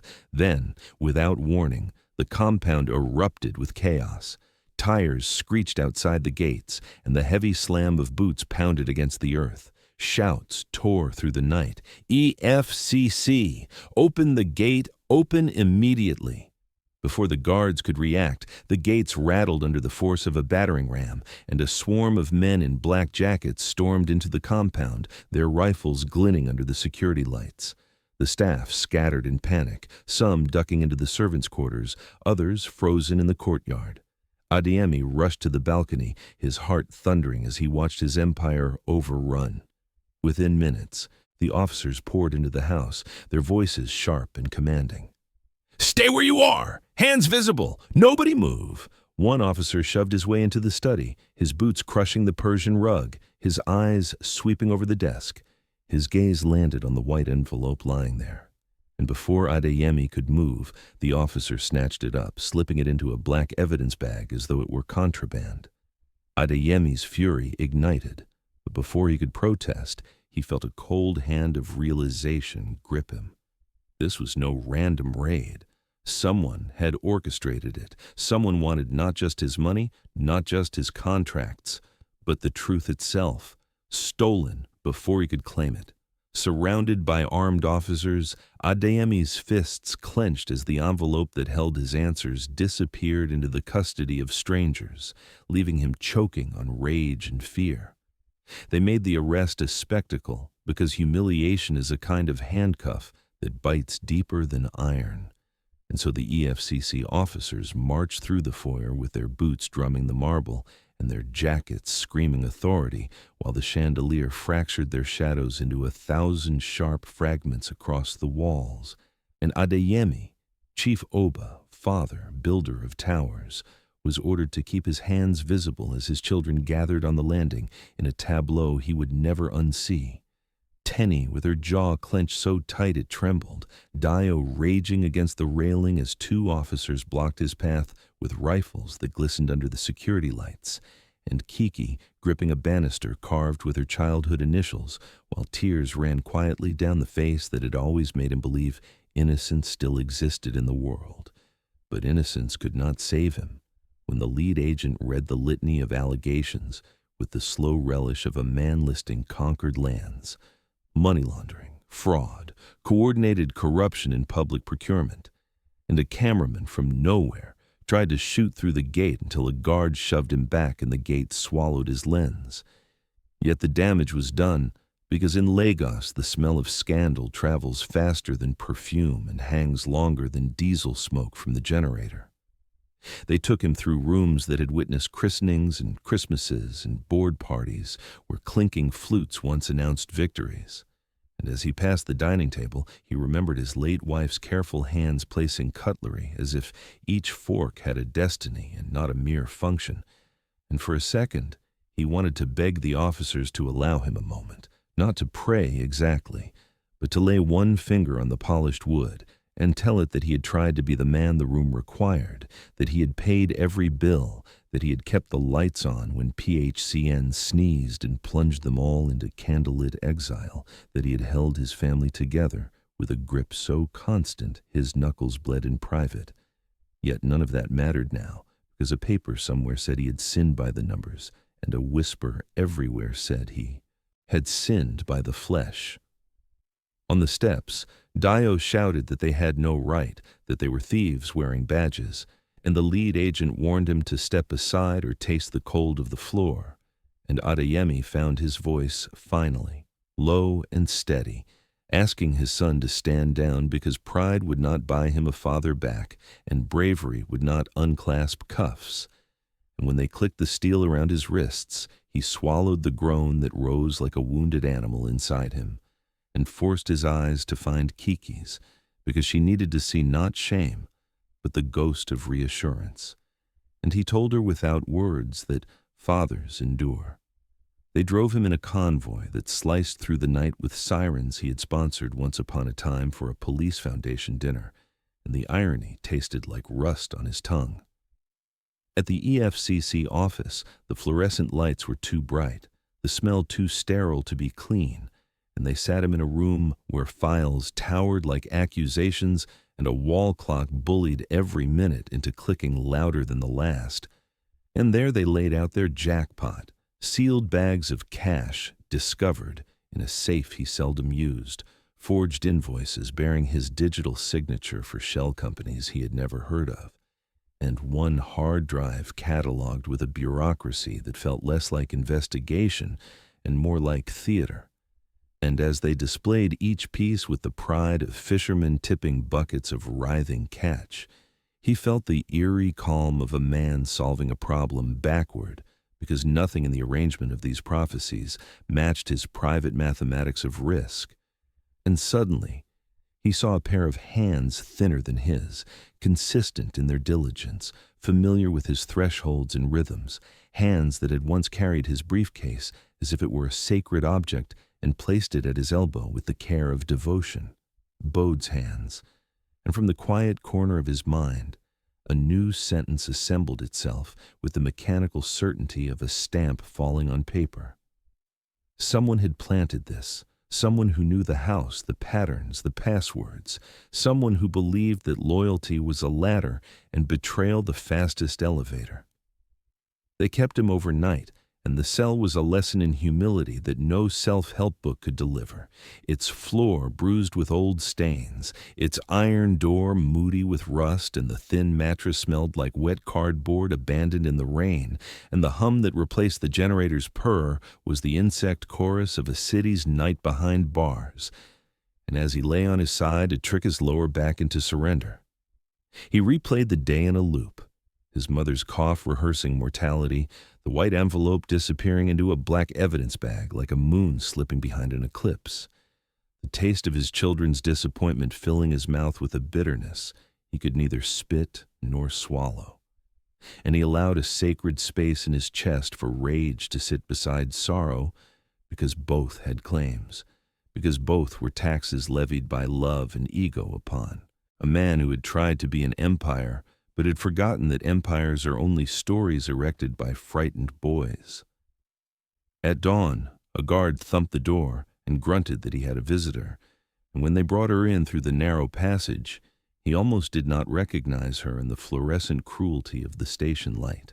No uniform, no polished resignation, just a plain wrapper tied in haste, and a scarf knotted like a tourniquet holding her head together. And Ifeoma's eyes were swollen in that way that told onlookers she had prayed too, the kind of prayer that begins as words and ends as water, and when she saw him she broke again, the tears flooding her cheeks like the swift wet season that finds gutters unprepared. She reached for his hands through the bars, fingers trembling, and she said what she must have rehearsed all night in the darkness of a room she no longer owned, that she was sorry for the avalanche that her truth had loosened, that she had only wanted to protect the boy from men who trade lives the way market women trade coins, that the money in her bag was not his, that it had been pressed into her palm by a face she did not trust but dared not refuse, because in villages where honor and hunger wrestle, refusal can be a kind of death. She said the old man at Unquo Market had not told him everything because the story was too jagged to swallow in one piece, that there were names she feared to utter because names in this country wake when called and arrive with debts. He listened, not interrupting, because he could feel the sincerity of a person who had finally realized that truth without timing can be as lethal as a lie. And when she pressed her forehead to the bars, he wanted to tell her that he did not hate her, that his anger had found a new address, that he was learning to sort grief like accounts payable. And he asked her gently whether anyone else knew she had come, whether anyone had followed her. And she shook her head too quickly, and his stomach tightened because quickness is sometimes the cousin of fear. He asked about the photo's torn edge, and she whispered that there had always been two halves, that Chica had kept one and she had kept the other, that a stranger with Lagos shoes had tried to buy hers 3 months ago with money that smelled of petrol, and that she had fled that day in her mind even if her feet waited until now. When the guard tapped his truncheon against the wall and told her time was done, she clutched his fingers once more and pleaded that he must not give up the search, because the boy deserved a name that was not a rumor, because a child is not a PR crisis to be managed, but a whole future needing oxygen. And he promised, with the quiet ferocity that had built his first company from an office with a leaky ceiling, that he would not stop. But as she left, he caught a slice of movement at the end of the corridor, the profile of a man with a familiar posture pretending to examine a notice board too, intently. And a chord struck in his memory, the angle of that shoulder, the tilt of that head, the habit of watching without blinking, and the name bloomed in his head like a bruise spreading under skin. Bode. He spent the day answering questions drawn from scripts that had no interest in nuance, the officers returning to the same points as though repetition could turn conjecture into confession, and in the pauses he replayed Bode's recent kindnesses with forensic suspicion. The cup of tea that arrived without being asked during the board meeting where his mind had wandered, the eagerness to relieve him of the envelope from the courier that afternoon under the pretext of clearing the desk, the absence the night of the raid explained by a text about a sick aunt in Surulere, the way his eyes had started to track not just the room but the reflections in glass, and he realized with a cold clarity that hell is not a fire but an inventory of almosts, the moments where he almost saw, almost asked, almost acted. Towards evening, after a meal that pretended to be rice but tasted of resignation, a senior officer with a tie too tight and politeness too slick informed him that he had another visitor, and Adeyemi stood slowly, a coil of anger tightening in his gut because he had not requested a soul. And when the door scraped open and the corridor framed a figure of expansive ease and expensive leisure, the air in the cell shifted, as if money itself had entered and the walls had adjusted their posture to accommodate it. Chief Nnamdi strode in with the grin of a man who had taught misfortune to sit, his agbada embroidered in a language of wealth that required no translation, his perfume hovering like a soft threat, and he greeted Adeyemi with a brotherly warmth that tasted of ice. "My dear Oba," Nnamdi said, and his tone made the honorific sound like a eulogy. "What a place to receive old friends. Lagos is unkind to great men, isn't it?" He waved the warder away with a tip of the chin only men with deep pockets attempt, and when they were alone, he turned the smile down, not so much in sadness as in calculation, and he spoke with the intimacy of conspirators, saying that he understood how little truths can become big troubles in a city that feeds on spectacle, that he had friends who owed him favors in precisely these corridors, that he could make calls that would misplace files, soften charges, speed releases, redirect the city's appetite to fresher meat, and that all he required in return was something very simple for a man as reasonable as Adeyemi: the burial of a curiosity, the abandonment of a path that led only into old graves, the surrender of the obsession with a boy and a photograph, and the ghost of a maid who had once shared bread with his household, because some truths must be left to rot beneath red earth if men like them are to keep building towers above it. He leaned closer then, the light catching in his eyes like oil on dark water, and he lowered his voice to the pitch used in boardrooms when signatures change history, and he offered to clear Adeyemi's name, if he would abandon his search for the truth. He let the silence answer Nnamdi first, because some refusals must be carved rather than spoken, and as the rival's cologne braided itself into the damp cell air, Adeyemi straightened his spine against the concrete and allowed his gaze to rest, not on the expensive embroidery of Agbada or the careful smile that sold mercy like a luxury product, but on the small, twitching vein at Nnamdi's temple that pulsed whenever he believed he had a man cornered, and he felt a grim calm fold over his rage like a wrapper smoothing pleats. When he finally spoke, his voice came out slow, almost tender in its menace, the way a cutlass hums just before it meets grass. He said he would rather rot than be rearranged by a lie, that he would rather watch every board seat dissolve, every contract unspool, than swallow a truth trimmed to fit Nnamdi's convenience. He said a man is not measured by the size of his escape route, but by the shape of the road he chooses to walk, and if the road ended in ruin, then he would build a house there and name it integrity. Nnamdi's smile did not break, but a film passed over his eyes, and he patted the iron door with mock sympathy, murmuring that Lagos does not weep for martyrs, and then he left, his perfume lingering like an aftertaste of poison. The cell seemed to close tighter around Adeyemi after that visit, as if the walls had adjusted to contain a man who had chosen pain on purpose. Yet within the constriction, a strange breath came. He had said no. He had kept one promise to himself in a life that had lately become a ledger of forfeitures. Around noon, a warder banged open the hatch and barked that his counsel had come, and they led him to a small interview room where the fluorescent light made every flaw honest.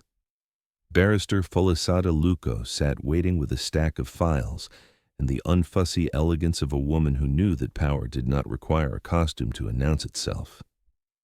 She greeted him briefly, her eyes taking inventory of the bruises the night had left on his face, and then she set a plain, tamper-proof envelope on the table, as if she were laying a newborn between them. He recognized the lab's crest stamped in indigo at the corner and felt his pulse leap as if the paper itself had called his name. "They seized the physical copy delivered to your house," Folasade said, her tone a quiet metronome. "But the lab sent me a redundant release by secure courier at dawn, and I obtained a magistrate's order to bring it into conference with you. We have 5 minutes before some eager junior decides he wants to be famous for interrupting due process." She did not reach for the envelope again. She watched him instead, as a surgeon watches a patient decide whether to risk anesthesia. He nodded, and his fingers, these hands that had signed billion-naira deals without tremor, fumbled the sterile paper. The seal surrendered with a small hiss, and the sound seemed indecent in the hush. He unfolded the report with the reverence of a man opening a holy text. There were barcodes and disclaimers first, then neat lines of alleles arranged like a courtroom of digits, and beneath them the sentence that unstitched and re-sewed him in a single motion. "The probability of paternity is 99.998%. Result included." The words did not dance. They marched. He read them once, twice, and then the page blurred because the body produces water when it cannot produce language. A laugh, small and grave, slipped out of him, not because it was funny, but because the human frame must name the moment somehow. For all the rumor, for all the gossip, for all the manipulations of men, this piece of paper was stubborn. It said, "You are the father." The boy's eyes had not lied. He looked up at Folasade, and what he saw in her expression was not triumph, but an acknowledgement of the cost of being right. He whispered that he had known, somewhere at the edge of dread. He admitted that the certainty bruised him anyway. She nodded once and slid another file forward, thinner, insidious. "The lab could not confirm a mother without a comparator," she said, "but I did not wait for science to provide what Lagos keeps in ledgers. I sent a private investigator to cross-reference hospital records in the window surrounding the boy's date of birth. We found a clinic off a Wallowo road, a private place where society ladies go to disappear behind language. They keep meticulous books for their benefactors, and your family's foundation makes seasonal donations that keep their generators humming. On the day that matters, just before dawn, a woman signed in under an abbreviated name, A.O., and she was discharged quietly the next night. The next of kin line is not a husband, it is your late wife." The room tipped, the floor drifted, his tongue thickened like dough in his mouth. He reached for the paper because he needed ink to do what words could not. The photocopied ledger entries were banal in their composure, a column of names, dates, fees paid, signatures angled with practiced discretion. But there, next to the date that matched the boy's rough age, sat a clean A.O. in a hand he recognized, not because he had seen this exact notation before, but because the loops of the A had once traced recipes in his kitchen, had once signed thank you cards in the season when they sent hampers around the city, had once scribbled hurry home on sticky notes that his late wife left taped to the fridge. Adeyemi traced the line to the next of kin field and felt something break open in his chest with the quiet horror of an internal tear. Mrs. I. Adeyemi, not a rumor, not a deduction, a record. She was there, he said, and his voice sounded like sand scraping glass. She stood with her. She paid. Folasad nodded. The fee was settled by a cashier's check drawn from the foundation account. There is a counterfoil. Your housekeeper confirmed that your late wife balanced those checks herself. There is more. She slid a second photocopy, a charity disbursement note on the Adeyemi Foundation letterhead, signed in the late wife's precise, rounded hand. The memo line read like an alibi written as philanthropy, maternal care grant. Attached to the note was a small, scanned photograph of the recipients. His wife, smiling too neatly. Beside her, not Ifeoma's sister, but another face heartbreakingly familiar, a face that once lived in his corridors and in his children's photographs as a background constant. A woman who had been introduced as auntie long before titles mattered. Amara, his late wife's younger cousin, who had moved into their house after university to help with the foundation and never moved out, who had later left quietly with a scholarship to the East and never returned even for the funeral. He stared at the pixelated image until the room's hum receded, and the only sound left was the old tick of a grandfather clock from his childhood, imaginary, omnipresent. Amara, the one who had laughed with his children under Harmattan skies and braided Kiki's hair and argued with Dio about football and stayed late at the dining table folding donation letters with the devotion of a novice nun. Amara, the one whose eyes had sometimes dipped when his late wife touched his shoulder mid-conversation, a dip so quick he had dismissed it as shyness. Amara. The neat stroke of O could not be coincidence. He could see her full name now, unfurling behind the initials like a sentence waiting to be pronounced. Amara Okoye, closer to home. Not a maid in the dark reaches of the servants' corridor. Not a stranger to the smell of their living room on Sunday afternoons when stew simmered and radio gospel spilled from speakers. The child's mother had been living inside his house wearing the safe name of cousin. He pressed his thumb to the photocopy as if the cheap ink could yield warmth, as if photographs could confess. The failure of memory stung him like a slap. He had not counted her in the roster of suspects because virtue had wrapped her like a shawl, because his heart, already bristling with defenses against temptations that came with perfume and ambition, had not guarded against the softer betrayal of proximity, the affectionate orbit, the family-adjacent trust. He wanted, in that moment, to resurrect his wife at the full height of their fiercest argument and demand to know when she learned how long she had carried this arrangement as a sacrament of order. Had she discovered the pregnancy by accident, a note in a pocket, a glance that lasted too long? Or had she known from the first slip, the first catastrophic kindness? Had she gathered Amara under those precise arms, soothed her shame with a legal fiction wrapped in charity, placed the boy in a life adjacent to theirs under the cover of a maid's rural story, as if guilt could be laundered by distance and philanthropy? Folasad's hand hovered near the file and then drew back, because there are intimate ruins a lawyer cannot enter.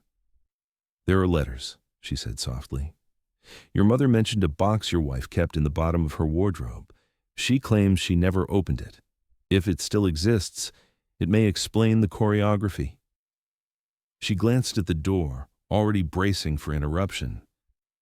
"We have to move to secure it. If Namdi or whoever orchestrates this gets there first, they will salt the earth. He nodded without hearing, because his mind was already riffling through rooms, revisiting the wardrobe with the cedar blocks his wife had loved, the bottom drawer where sachets of lavender slept, the locked tin with a faded Paris sticker she had once called a foolish souvenir, which he had mocked and then forgotten. He felt at once the sick awe of an engineer who discovers a tunnel beneath his own foundation, all along while he made speeches about legacy and built towers to scrape sky. An alternate architecture had been threaded through his domestic walls, love redirected, motherhood outsourced, paternity encased in silence. The door jolted, and a young officer in a too-bright tie poked his head in, blinking with the overeager cruelty of a man eager to be noticed. "Time," he said, tapping his watch as if the law were a stopwatch he had invented.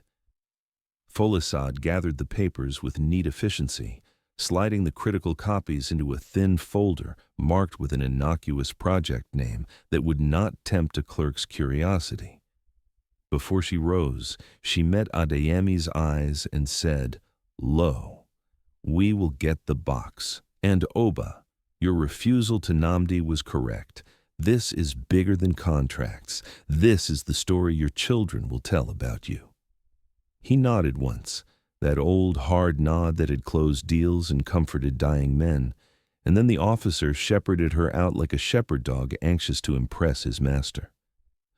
Alone again, he stared at the cheap table where the truths had been unwrapped and felt the two halves of his life grinding against each other like mismatched gears.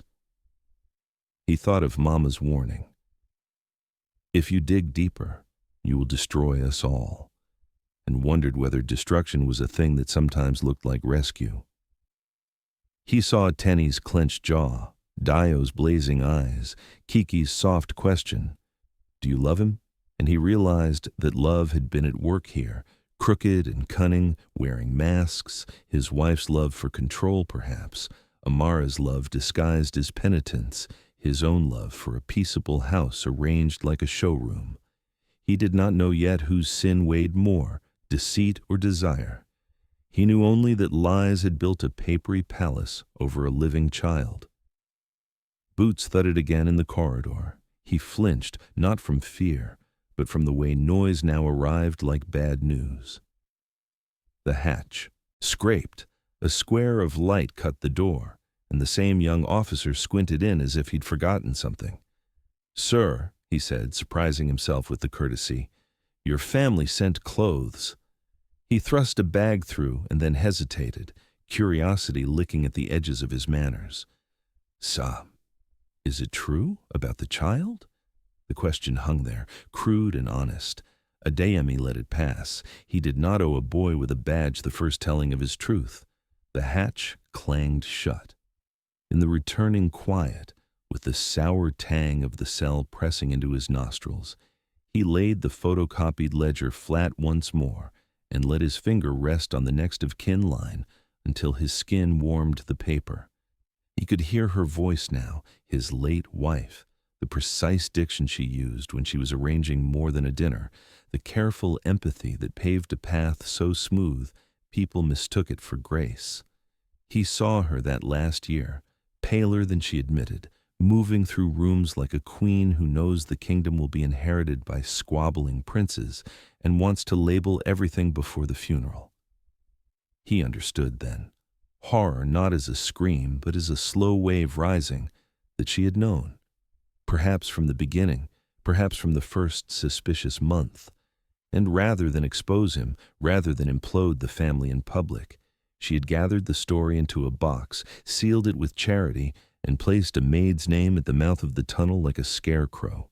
He pressed his palms to his eyes and saw fireworks of pain. When he lowered them, the two documents lay obedient on the table like domesticated snakes, the DNA that declared blood, the ledger that pointed at home. He did not yell. He did not cry out. He only whispered her name into the stale air as if it might return with an answer, and what came back was the flat echo of concrete. In the echo, he heard at last the shape of the unforgivable, that his own late wife had hidden his son's truth in plain sight, and the realization crawled over his skin like frost as he pictured the locked tin in her wardrobe waiting upstairs, a confession in her handwriting that would either save them or set fire to the last intact room of his house. The mansion had never felt heavier than the night Adeyemi stood before the wardrobe in his late wife's old room, his trembling hand gripping the rusted key to the tin box she had guarded with such quiet determination. The cedar scent still lingered faintly among the folds of fabric she had loved, wrappers folded into neat rectangles, jewels stacked like crowns awaiting coronation. For years he had avoided the space, unwilling to disturb her ghost. Now, with the photocopied clinic record burning in his memory, he felt compelled to exhume what she had left behind. The tin groaned as he turned the key, its lock surrendering with a reluctant snap. Inside lay bundles of envelopes tied with ribbon, brittle at the edges, their surfaces smudged from the oils of her fingers. His chest tightened as he lifted the top letter, recognizing immediately the precise looping script of his late wife. She had written with elegance even in casual notes, her pen strokes like choreography across paper. He unfolded the letter slowly, the silence of the room amplifying every crackle of old paper. "My Oba," it began.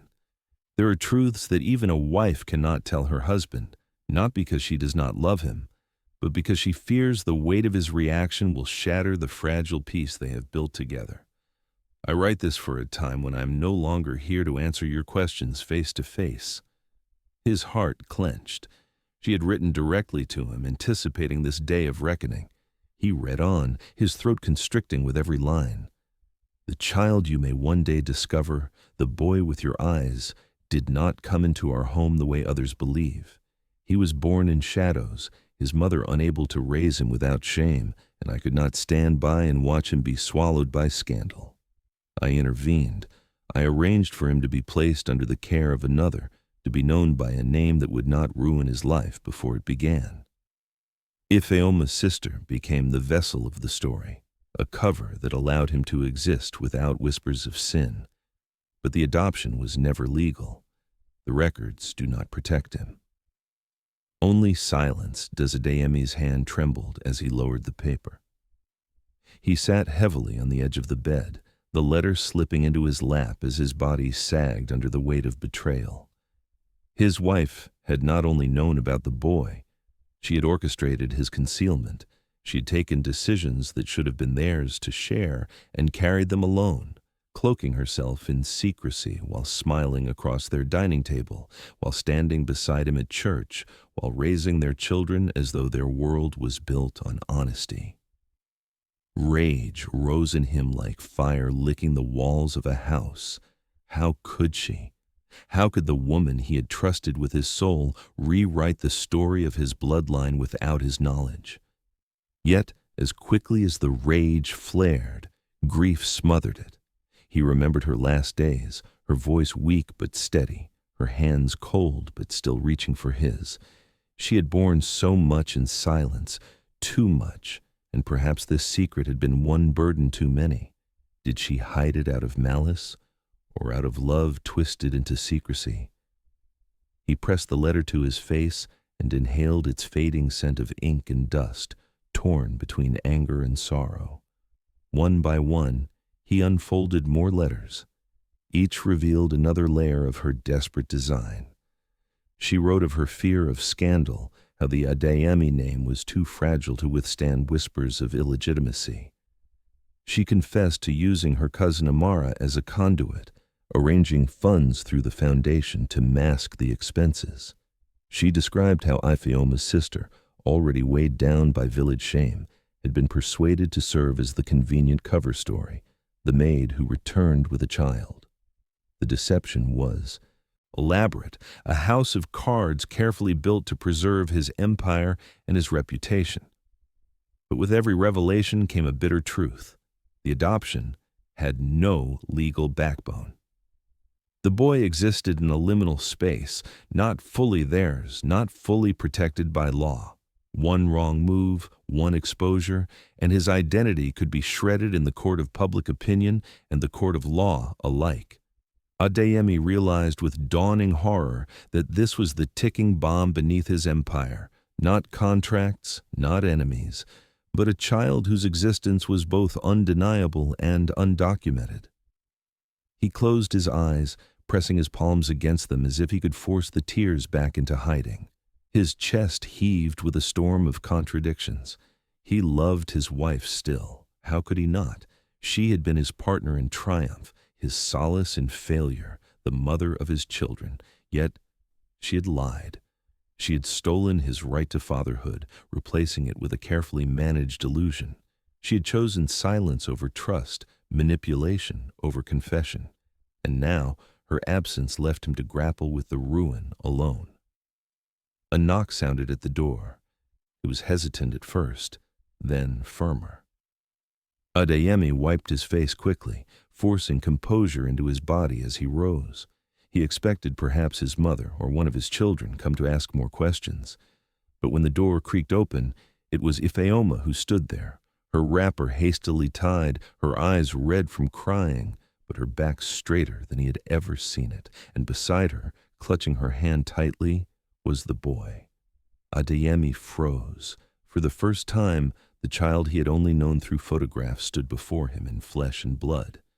The boy's eyes, so piercingly familiar, lifted to meet his, and Adeyemi felt as though he were staring into a mirror of his younger self. The room tilted, his knees weakened. Ifeoma's voice broke the silence, carrying both fear and defiance. "Enough hiding, Oga. Enough secrets. The boy is here. He is your son. You will look at him, not in whispers, not in photographs, not in rumors, but in truth, and you will accept him." Adeyemi's hands shook as the boy stepped forward, his gaze unflinching. And for the first time, Adeyemi felt the walls of his carefully built world collapse beneath the weight of blood he could no longer deny. The dining room, once the proud theater of Adeyemi family dinners, glittered with chandeliers and long polished mahogany, but that night its beauty became a cage for grief and anger. The air was thick with suppressed shouting, as though the walls themselves had absorbed years of silence and were now trembling under the eruption. Plates that once carried steaming bowls of yalof and pepper soup now sat bare, the table stripped of ceremony, leaving only the raw confrontation that could no longer be avoided. Adeyemi stood at the head of the table, his hands gripping the edge until his knuckles whitened. Across from him sat his 3 children, Tenny, her eyes blazing with righteous fury, Dio, leaning forward, as though ready to spring from his chair, and Kiki, clutching a cushion she had dragged from the living room, her small frame trembling with confusion. Between them all stood Ifeoma, her wrapper tied tight against her body, the boy by her side. His eyes, wide and uncertain, darted from face to face, searching for a place of safety in a room that seemed determined to reject him. It was Tenny who broke the silence first, her voice slicing through the room like shattered glass. "So this is it? After all these years, after all Mama gave us, this is how you honor her memory? By parading another woman's child in her house? By calling him blood?" Her words shook with both rage and grief. "Do you expect us to sit here and smile while you replace her? You think we don't see what's happening? This boy is not family. He is the shame Mama died carrying." Dio slammed his fist against the table, the sound reverberating through the room. "Tenny is right. Baba, you want us to believe this story? That Mama, our own mother, kept this secret from us all along? That she knew and you... What? You just discovered now?" "I don't believe it. It is convenient. Too convenient. Maybe you want to give him a name, maybe you want to clean your conscience, but don't ask us to carry this bastard into our lives." His words were sharp, cruel, and yet in them lay the echo of a son's wounded pride, the ache of a child betrayed by a father's silence. Kiki, Tears streaming down her face, whispered the question that broke Adeyemi's heart in two. Daddy, if you call him son, does that mean you love us less? Does that mean Mama's place is gone? Adeyemi's throat tightened, his body trembling as he tried to speak. My children, he said, his voice breaking, I have never loved you less. I will never love you less. Your mother gave her life to protect this house, to protect all of you. And this boy is not an enemy. He is flesh of my flesh. He did not ask to be born in shadows. He did not ask for secrets. He deserves a name, a place, a future. But his words did nothing to cool the fire. Tenny shot to her feet, her eyes glistening with tears that refused to fall. No. What he deserves is not my concern. What I will not allow is for my mother's name to be dragged through the mud, for her memory to be tarnished, because you could not control yourself, because you, her voice cracked, you are asking us to betray her, and I will not. The boy's lip trembled, his small hands curling into fists at his sides. Ifeoma pulled him close, her voice breaking as she finally spoke through the storm. Please, he is only a child. He has done nothing wrong. You speak of your mother. Do you think my sister wanted this? Do you think she wanted to die carrying secrets that were too heavy for one woman? She sacrificed her life so this boy could live. She gave up her dignity, her future, everything, so that one day he might have the chance to stand before you and be acknowledged. If you reject him now, then all her suffering was for nothing. Her tears flowed freely, her words cutting through the arrogance in the room. She turned to Tenny and Dio, her voice trembling. I know your pain, but do not punish him for the sins of adults. Do not let hatred rob him of the only family he has left for a moment. The room fell into uneasy silence. The boy clung to Ifeoma's wrapper, his eyes locked on Adeyemi, as though silently begging him not to let go.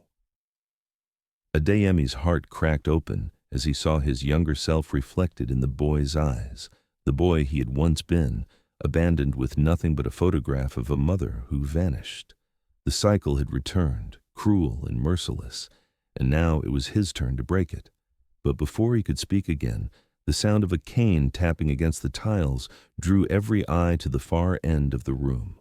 Mama Adeyemi had been silent throughout, sitting in her chair with her wrapper drawn tightly around her frail body, her eyes moving from one speaker to another. Now, with trembling hands, she pushed herself to her feet. Enough, she said, her voice low but commanding. You speak of memory, of shame, of blood. But none of you knows what it is to carry the weight of secrets that do not belong to you.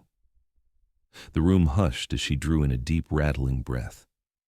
I warned your father once, Oba, not to dig too deep. I warned you too.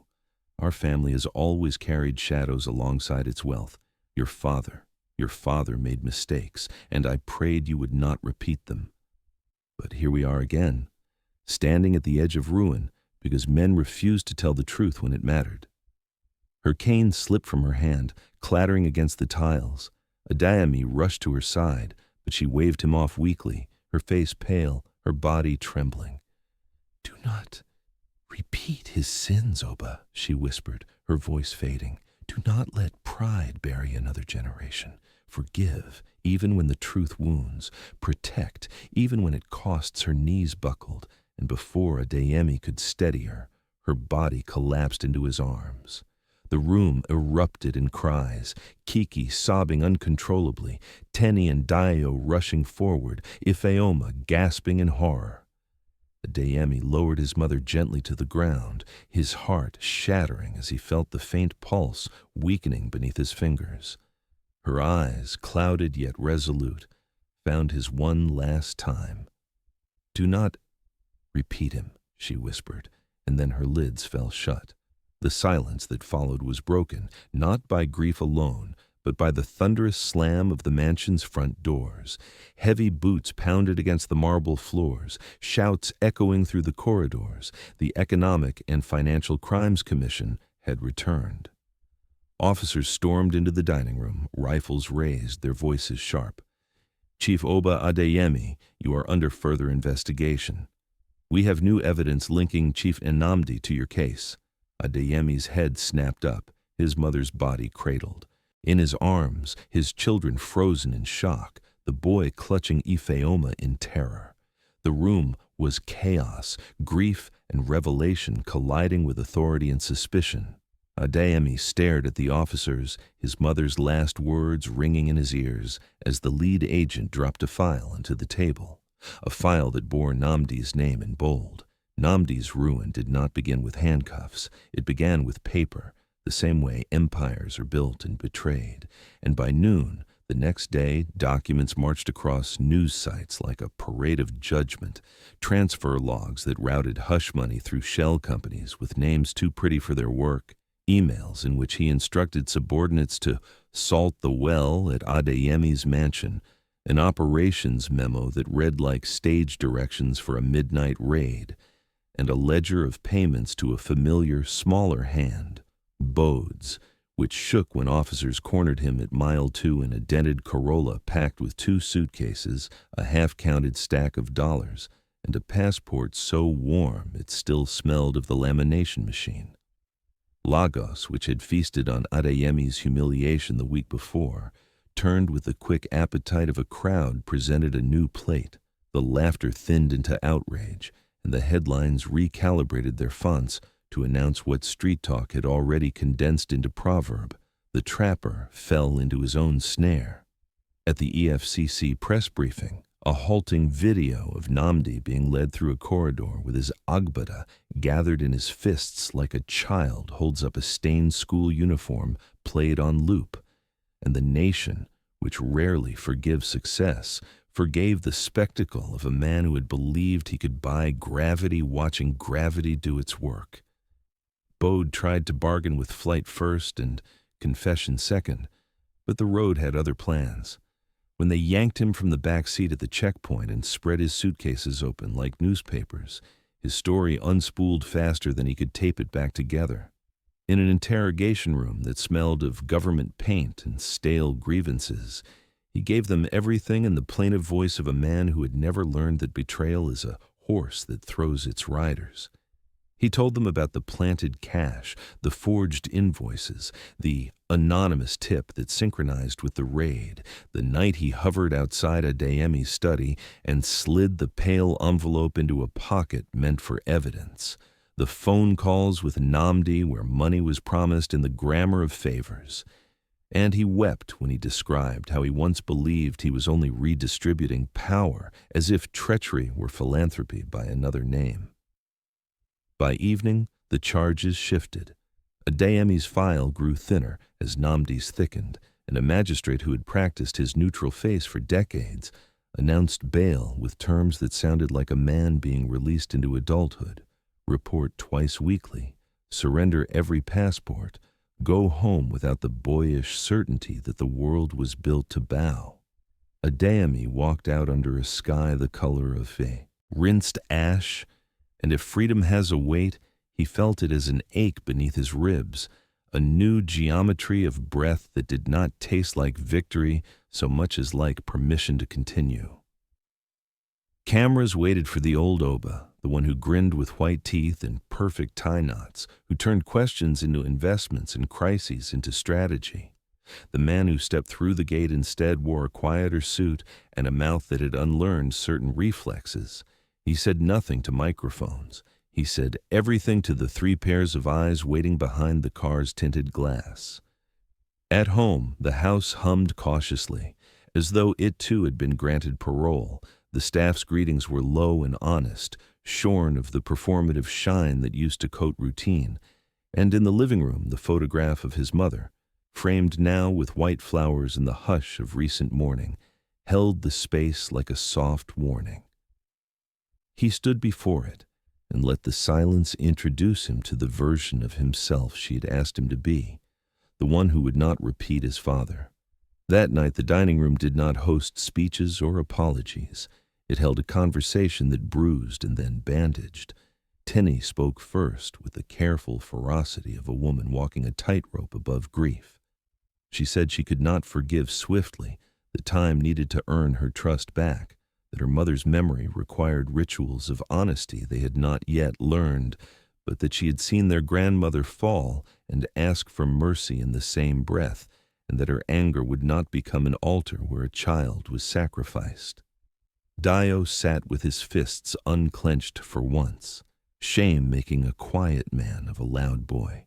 He admitted he had loved the memes because they gave his confusion a script, that he had failed the child in the way sons sometimes fail the boy still living inside them, and he promised something that sounded like a slow apprenticeship to tenderness. Kiki, who had always understood that certain truths are only carried when they are held together, reached for the boy's hand where he hovered at the threshold, and she asked his name not as a challenge, but as an invitation. Adeyemi answered by giving the boy a full name that married distance and home, grief and hope. The old man in Anambra had murmured titles at the market, and from those, and from the history coiled in his own bones, he reached for a name that would carry both river and road. Chief Oba Adeyemi. God has done well, child of the East and son of the West, a bridge over a chasm grown from secrets, a surname like a door that would no longer be padlocked against him. He signed the first papers. Barrister Folisade slid across the table, steps toward rectifying an adoption that had never been legal, toward a guardianship that would stand in courts, toward a future where rumor could not evict a child from his life. The ink dried while the generator coughed and settled, a machine learning calm. Later, after the lawyers left and the house remembered how to exhale, Ifeoma asked for a word by the veranda where Harmattan once scraped laughter from their throats. She stood barefoot on the cool tile, the same way she had stood on the night she tried to escape. But the posture meant something different now. It looked like ownership of self rather than flight from danger. She said the boy needed his father's house to make him tall in his own shadow, that she had done what she could and what she should not have had to do, that her sister's ghost could finally sleep if truth slept beside it, and that her presence, however innocent, would be a wall between the boy and the family he must learn to call his. She would go. Not in anger, not in defeat, in choice. He offered a car, an apartment, a bank card fattened with apology. She shook her head at most of it, accepted a modest stipend drawn as a salary owed rather than charity, took a small gold pendant that had belonged to his wife because it had belonged to a woman who had, for all her missteps, loved beyond the edges of comfort. And she wrapped the pendant twice around her wrist and said it would remind her that love is sometimes badly built and still manages to shelter. Before dawn, she packed a single bag and refused the driver, saying the city is kinder when it does not feel observed, and she walked barefoot through the courtyard that had watched her toil and weep and argue with God. The sky was still undecided, black loosening to blue, birds testing their throats, the air new and wet on the skin. At the gate, the guard who had once slept through history stood straighter, shame teaching him new alertness, and he opened for her without questions. And she stepped onto the street where Okada riders yawned at the first fairs, where a woman lit a coal pot with the ritual of a priest beginning mass, where a boy arranged sachet water into a pyramid of cheap transparency. And she moved through it all with a posture that owed no one explanation. Pain traveled with her, yes, but it had put on shoes instead of chains. Pride traveled too, without swagger, simply breathing. By mid-morning, the city had made a meal of Namdi's fall and moved to washing the dishes. Adeyemi's phones rang with apologies disguised as curiosity, with congratulations disguised as counsel, with invitations to return to rooms that had pretended not to remember his name, and he answered few. He stood instead in the garden where his mother once scolded him for trimming the hibiscus into corporate shapes, and he watched Chiamaka discover the small pleasures of belonging, how the grass feels when you are not trespassing, how a house sounds when it is pronouncing your name correctly, how a man's shadow can shade you without swallowing you whole. He felt no triumph. The word had packed its bags and left. What he felt was a beginner's humility, a willingness to learn fatherhood with a new accent, to study the grammar of a boy who was his and also his own person, to be corrected without sulking. He called Tenny to bring Cola and Fana to the garden, called Dio to show the boy how to kick a ball without turning play into war, called Kiki to teach him the family joke about the generator's cough, and they, stiffly, imperfectly, humanly, came. Toward evening, when the house had weathered a full day without flinching, Adeyemi climbed the stairs to the room where the tin box lay open among unfolded letters, and the air still remembered the angle of his wife's handwriting. He read one more page, not for information, but for texture, for the way love had tried and failed and tried again in those loops of ink, and he said aloud that he forgave what he understood, and would try to forgive what he did not, and he meant it enough to begin. The generator exhaled into quiet. PHCN had surprised them with light, and the house received it without commentary. From the children's wing, a laugh rolled, wobbly but bright. From the kitchen came the warm, peppered smell of stew beginning. From the front gate, the night guard tested his torch and found it faithful. Dawn, he realized, is not a time on a clock. It is a decision rooms make when they tire of being afraid of themselves. And so, when the sun finally broke and poured through the high windows with the unashamed generosity of a new witness, the mansion did not bristle. It listened. Its silence was not the lean secrecy that had once kept everyone suspicious and small. It was the quiet that arrives after hard truths have been invited to sit and finish their drink, the hush a house makes when forgiveness is being negotiated without glamour, when people choose to stay. The marble floors did not gleam to impress anyone. They reflected a family's faces learning the contours of a different future. The chandeliers did not brag. They warmed. The gate, which had known too much midnight, learned the weight of morning. Just as the credits would have rolled, just as Adeyemi, standing in the doorway with Chiemeka's hand in his, permitted himself the smallest smile that did not need to announce itself, the phone on the hall console rang with the urgent politeness of hospital corridors. Barrister Folasade's voice arrived without preamble, thinned by distance and an excitement she kept in a professional harness. A clinic in Onitsha had responded to her inquiries late. An archivist, with a memory like a ledger, had recognized the initials AO.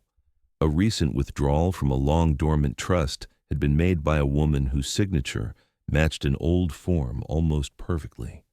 A nun who worked night shift at a quiet maternity home near the river had whispered that a visitor came often, veiled, asking after abandoned files and lighting candles for a child he might never meet. The line crackled. The words landed. "Oba," she said, "we have a trail. Amara Okoye may still be alive." Adeyemi's fingers tightened around the boy's hand as the name rose like a tide, and the mansion, which had only just remembered how to breathe, held its breath again, because some dawns are invitations and some are doors opening onto roads no one knew were still there. If this story gripped your heart, don't let it end here.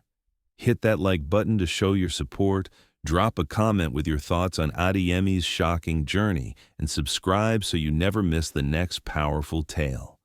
Your engagement keeps these stories alive, so share this video with someone who loves deep Nigerian drama as much as you do.